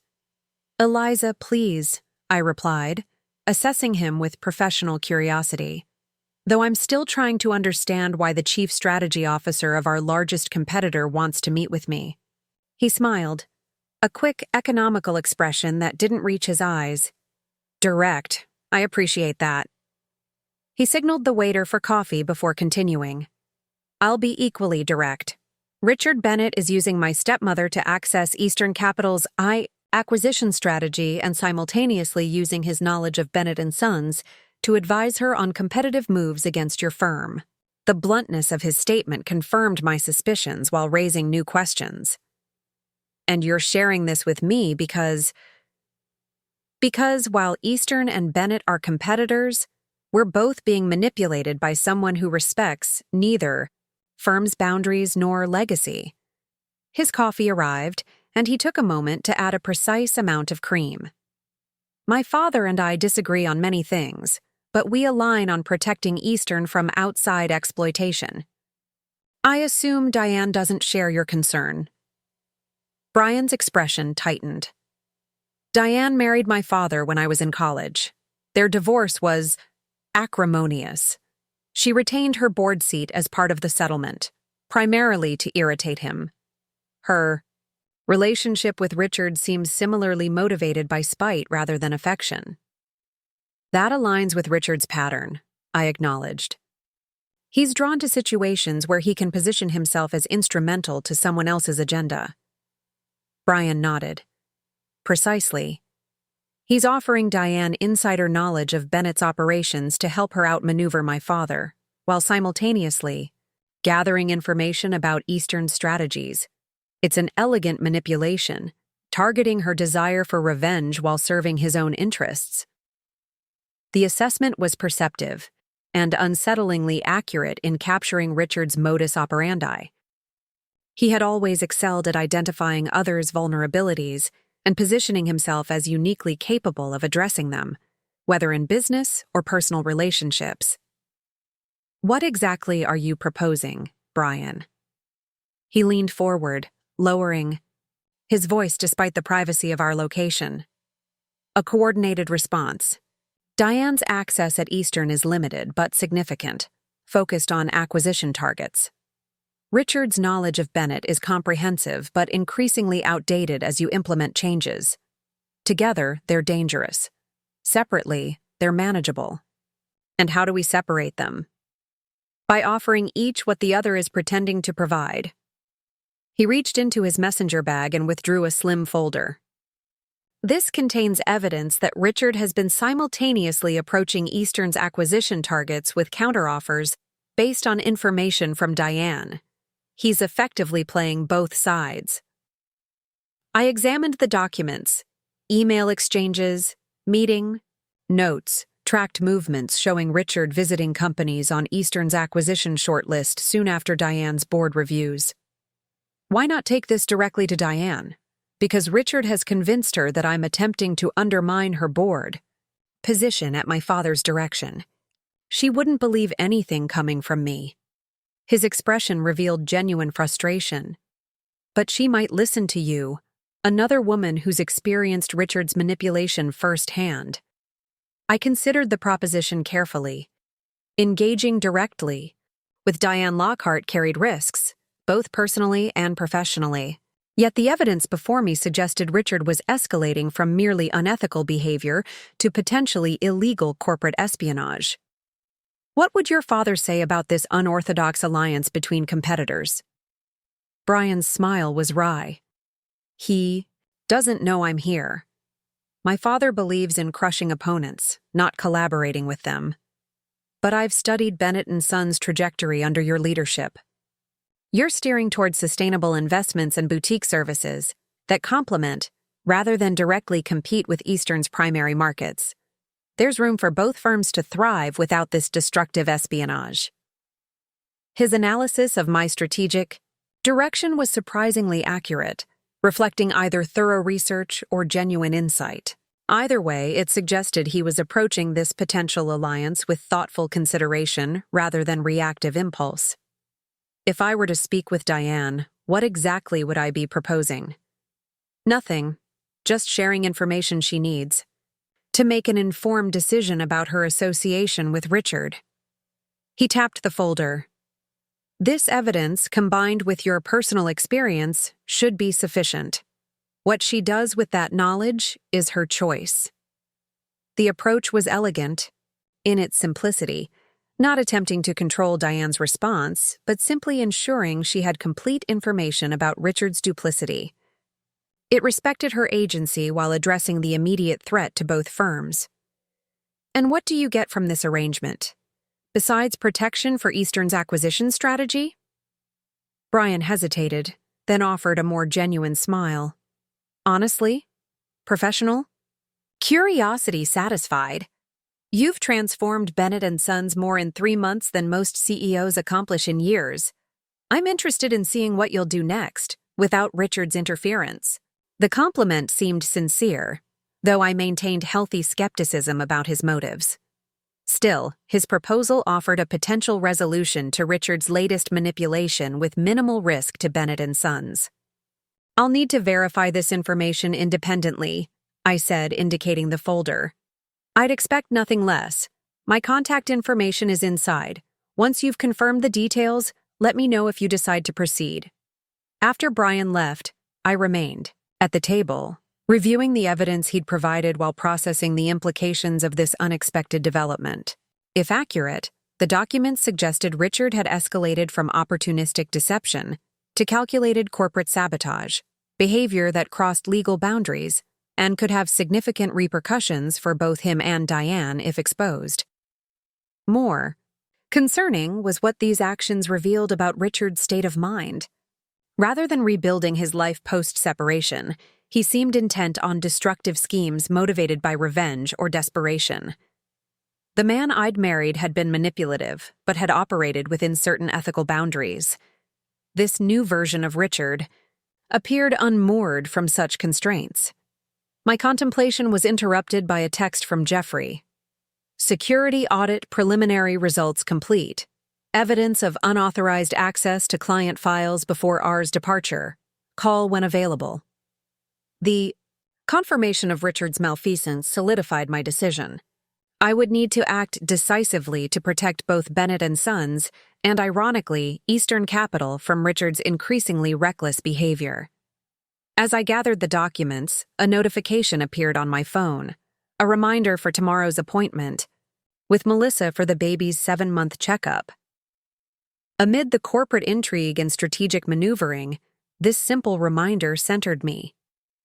While Richard spiraled into increasingly self-destructive patterns, I was helping prepare for the arrival of his daughter, a child he had yet to acknowledge beyond legally required paternity confirmation.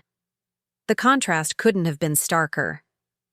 Richard was channeling his considerable talents into revenge and manipulation, while I was focusing on creation and growth, both at Bennett and Sons and in preparing for Eleanor Grace's arrival.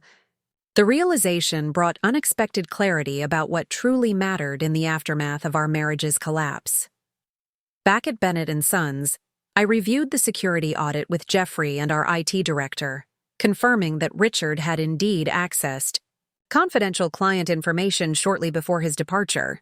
The pattern aligned precisely with Brian Lockhart's evidence, suggesting Richard had been planning this corporate espionage while still serving as a Bennett executive. This crosses from unethical to illegal, Jeffrey noted grimly. We have grounds for criminal charges. Let's hold that option in reserve, I decided. First, I want to meet with Diane Lockhart. If she's unaware of the extent of Richard's manipulation, she deserves the opportunity to extricate herself before legal proceedings commence. Jeffrey raised an eyebrow. A surprisingly compassionate approach, given the circumstances. It's not compassion, I clarified. It's strategy. Criminal charges create public spectacle that could damage client confidence in both firms.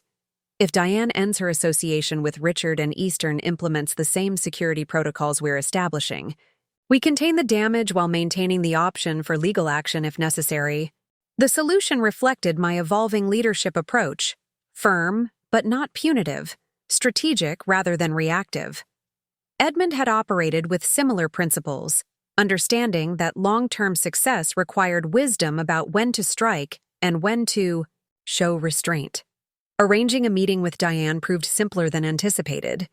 A brief, carefully worded email mentioning mutual concerns regarding Richard Bennett received a response within the hour, suggesting tea at her Beacon Hill brownstone the following afternoon. That evening, as I prepared for what would undoubtedly be a delicate conversation, Melissa called with updates from her doctor's appointment. "Everything looks perfect," she reported, her voice reflecting growing excitement about the baby. "The doctor says she's right on track for her January due date." "That's wonderful news," I replied, genuinely pleased. "How are you feeling?" "Huge," she laughed, "but otherwise good. The business courses are keeping me busy in a positive way." She paused before adding, "Richard called yesterday. First time in weeks." My attention sharpened. What did he want? To discuss trust arrangements for the baby, he suddenly seems concerned about financial provisions, asking detailed questions about the structure you established.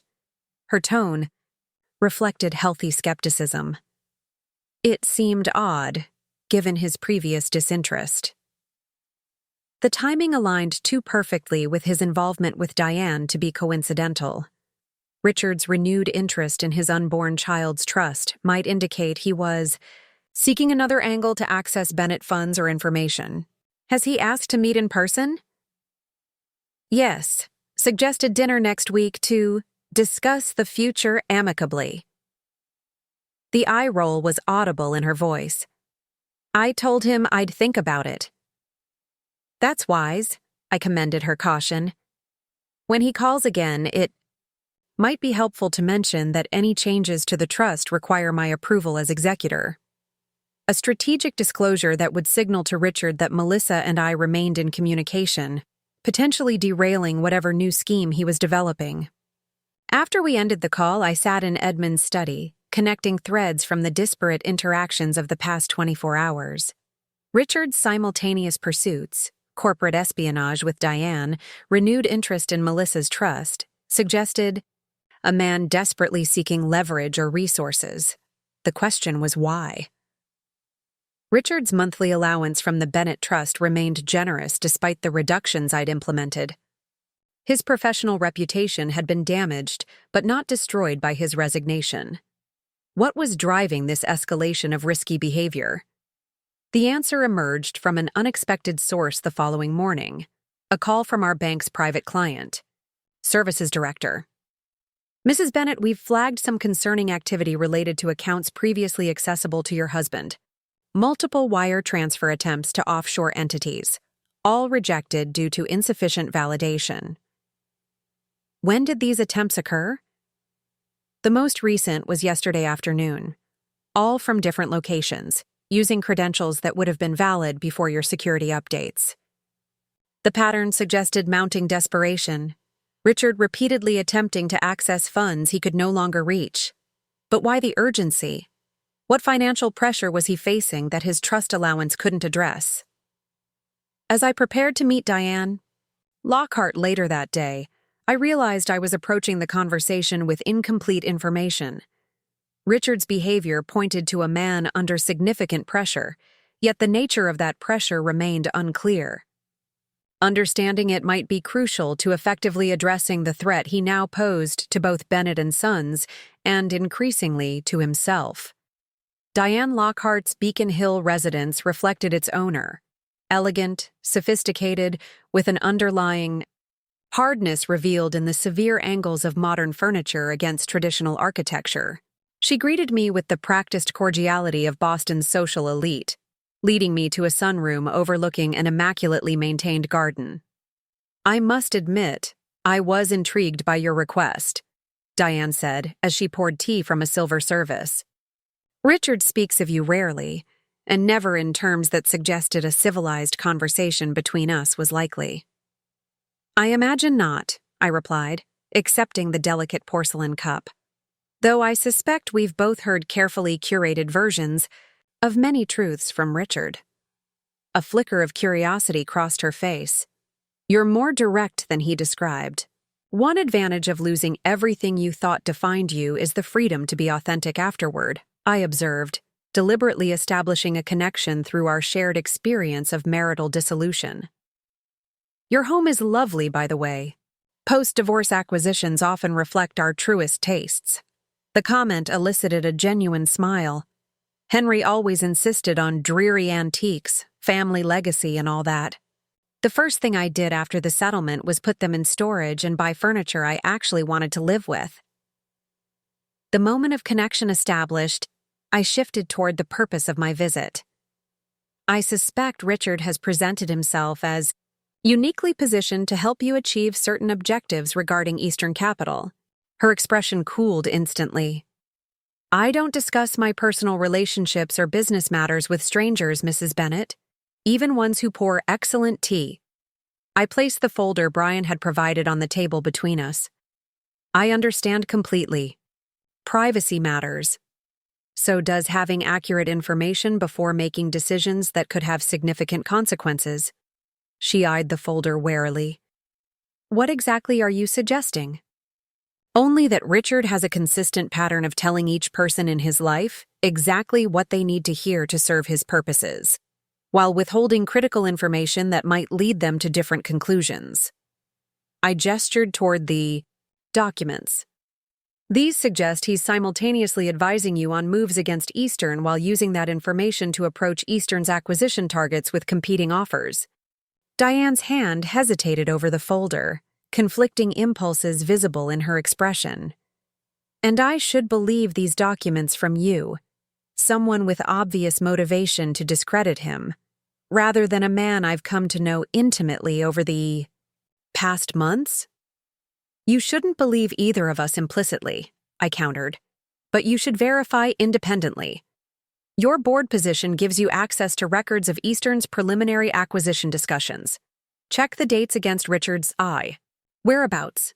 Ask yourself why a man who signed a non-compete agreement with severe financial penalties would risk meeting with companies on Eastern's target list unless he had something significant to gain or something substantial to fear." The last phrase caught her attention. To fear? I hadn't planned to share this speculation, but her perceptiveness created an opening I hadn't anticipated. "Richard has been attempting to transfer funds to offshore accounts, significant amounts beyond what his current income would support. He's also suddenly showing interest in his unborn child's trust fund after months of indifference. These behaviors suggest financial pressure beyond normal circumstances." Diane's expression shifted, a barely perceptible tightening around her eyes. "That's an interesting observation." Something in her tone suggested more knowledge than she was admitting. I decided to take a calculated risk. "Diane, I'm not here to damage your relationship with Richard or to relitigate my marriage. I'm here because whatever is driving his current behavior poses risks to Bennett and Sons, to Eastern Capital, and potentially to Richard himself. If you know what's behind this escalation, sharing that information might help prevent a situation that damages all involved." She studied me for a long moment, seemingly reassessing her initial impression.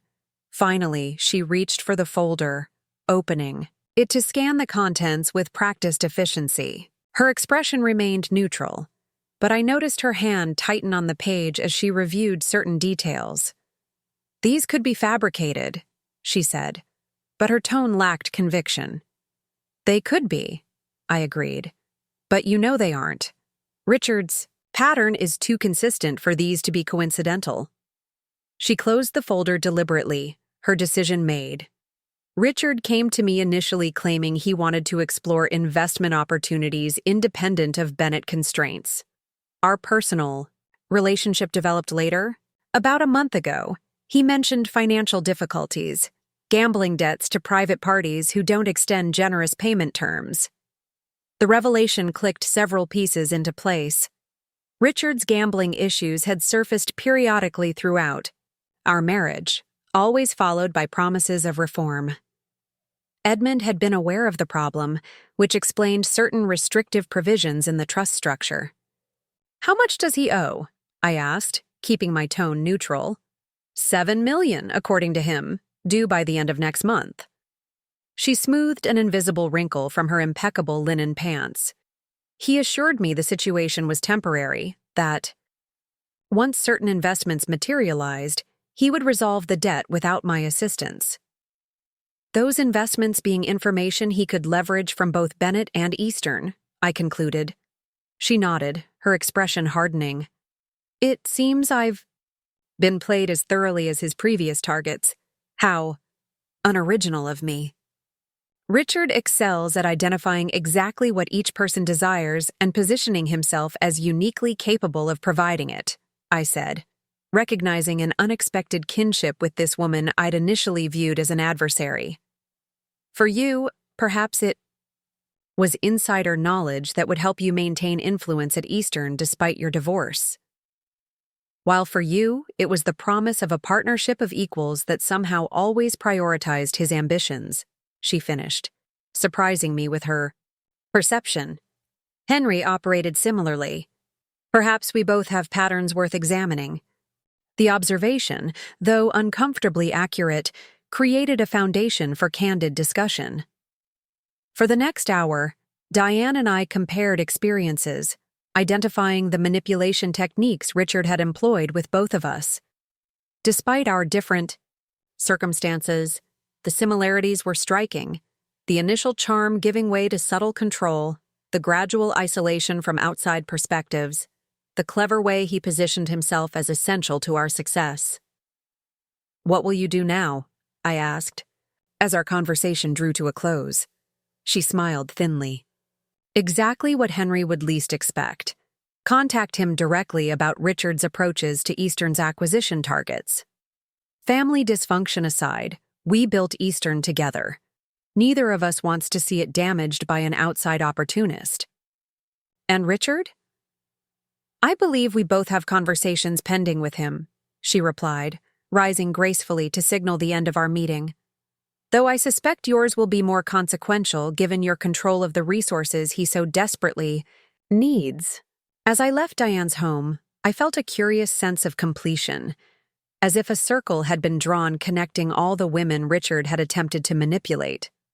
First Melissa, now Diane, each of us initially isolated in our separate spheres of his influence, now sharing information and perspective that revealed the complete picture of his deceptions. The confrontation with Richard occurred sooner than I'd anticipated. When I returned to the Bennett estate that evening, his car was parked in the circular driveway, the flashy Aston Martin he'd purchased with trust funds shortly before our separation.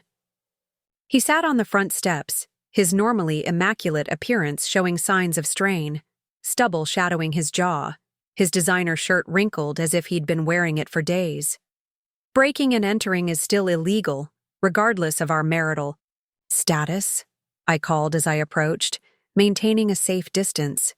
His disheveled appearance and desperate circumstances made him unpredictable. "It's still legally my residence until the divorce is finalized," he countered, rising unsteadily. The slight slur in his voice suggested he'd been drinking. "We need to talk, Eliza."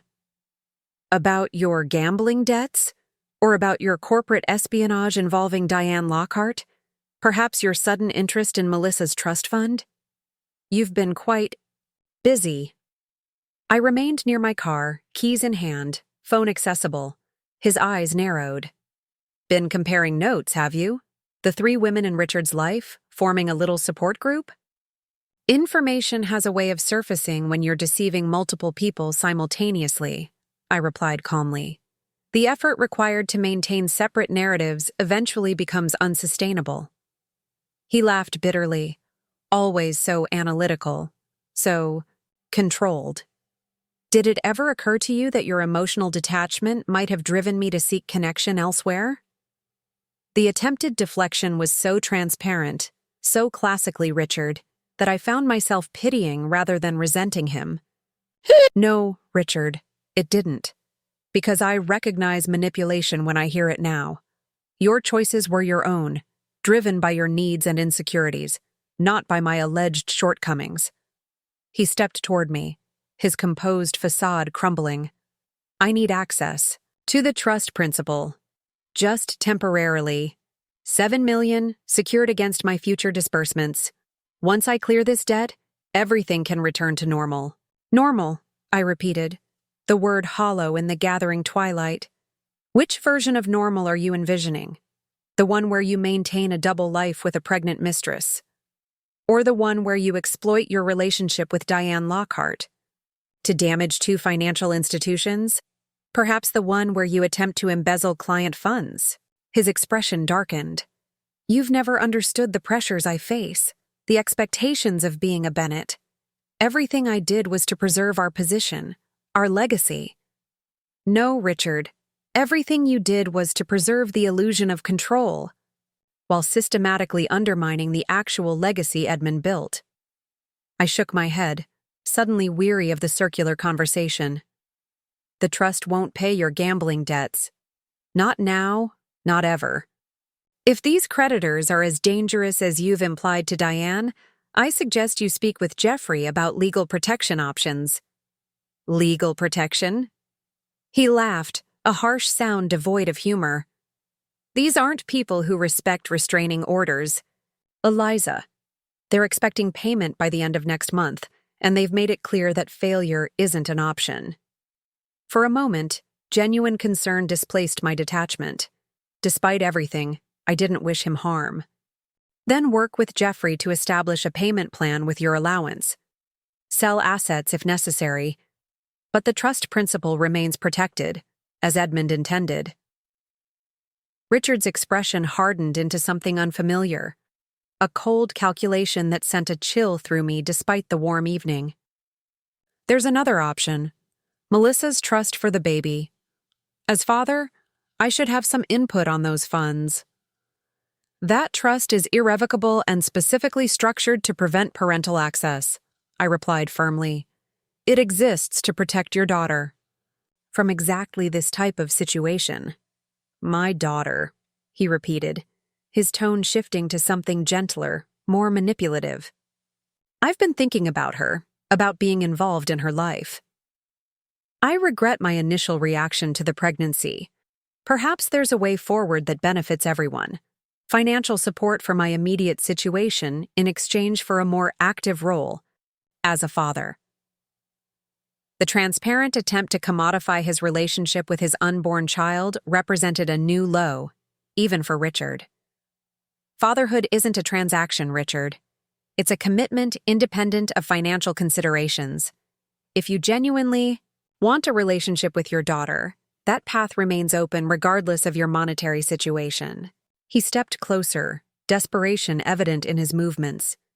You don't understand the seriousness of this situation. These people will take everything, not just from me, but from anyone connected to me. The firm, the family name, all of it could be compromised.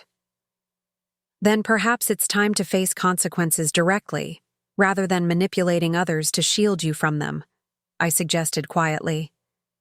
I'll ask Jeffrey to help you explore legitimate options for addressing these debts. But I won't compromise Edmund's legacy or your daughter's future to solve problems created by your choices. For a moment, I glimpsed raw vulnerability beneath his carefully constructed persona. The frightened boy who had never quite lived up to his grandfather's expectations, who had sought external validation through increasingly risky behaviors. In that instant, I understood Richard more clearly than I had during 12 years of marriage. A man trapped in patterns established long before I met him, endlessly seeking but never finding the security and approval he craved. I could contest the trust, he threatened, the moment of vulnerability passing. Challenge Edmund's competency when he made you executor. You could, I acknowledged. But the legal proceedings would freeze all disbursements during litigation, including your monthly allowance. Is that really the outcome you're seeking? The logic penetrated his desperation. His shoulders slumped slightly as the futility of his position became clear. Then what am I supposed to do? Start over, I said simply. Accept the consequences of your actions, work with what you legitimately have, and build something authentic rather than maintaining illusions. As I spoke the words, I recognized they reflected my own journey over the past months. Accepting painful truths, working with available resources, and constructing a life based on genuine capabilities rather than external expectations. Richard stared at me for a long moment, something like recognition flickering in his eyes. You've changed. I've become more myself, I corrected gently. The woman you married was always there, just overshadowed by the role I thought I needed to play as Mrs. Bennet. In the fading light of day, standing on the property that had once represented our shared life, Richard and I reached the true end of our relationship, not through legal documentation or public announcement, but through the mutual recognition that the bonds between us had been severed not by betrayal alone, but by our divergent responses to that breaking point. I had chosen growth, painful but genuine. Richard continued seeking escape through the same patterns that had created his problems initially. Our paths, once entwined, now led in irreconcilably different directions.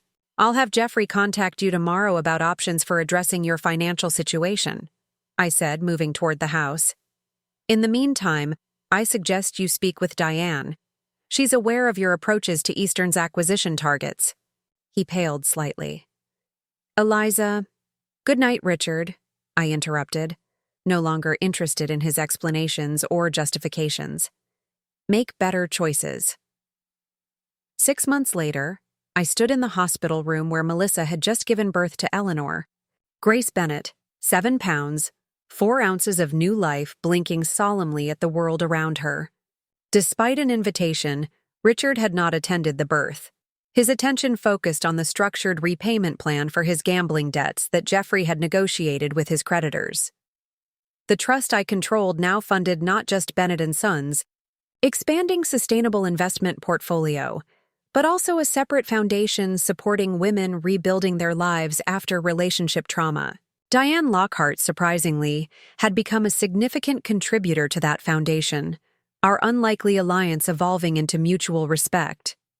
As I held Eleanor Grace, her tiny fingers wrapping instinctively around mine, I reflected on the extraordinary chain of events triggered by Melissa's accidental appearance at my birthday celebration. What had initially felt like the most humiliating moment of my life had ultimately initiated the most profound transformation, freeing me from a marriage that diminished rather than enhanced my capabilities, connecting me with women who understood the specific challenges of Richard's manipulation, and positioning me to protect this innocent child from the chaotic patterns of her father's making. The night that had seemed like an ending had, in fact, been just the beginning, the first step on a path that led not to revenge or bitterness, but to something far more valuable: the discovery of my authentic self, independent of relationship to others, defined by choices rather than circumstances. As Eleanor's eyes drifted closed, secure in the knowledge that she was protected and cherished, I made a silent promise to ensure she grew up understanding her own worth, not as Richard Bennet's daughter or as a Bennet heir, but as herself, complete and sufficient exactly as she was. Some might call that the ultimate victory. I simply called it peace. Up next, you've got 2 more standout stories right on your screen. If this one hit the mark, you won't want to pass these up. Just click and check them out. And don't forget to subscribe and turn on the notification bell so you don't miss any upload from us.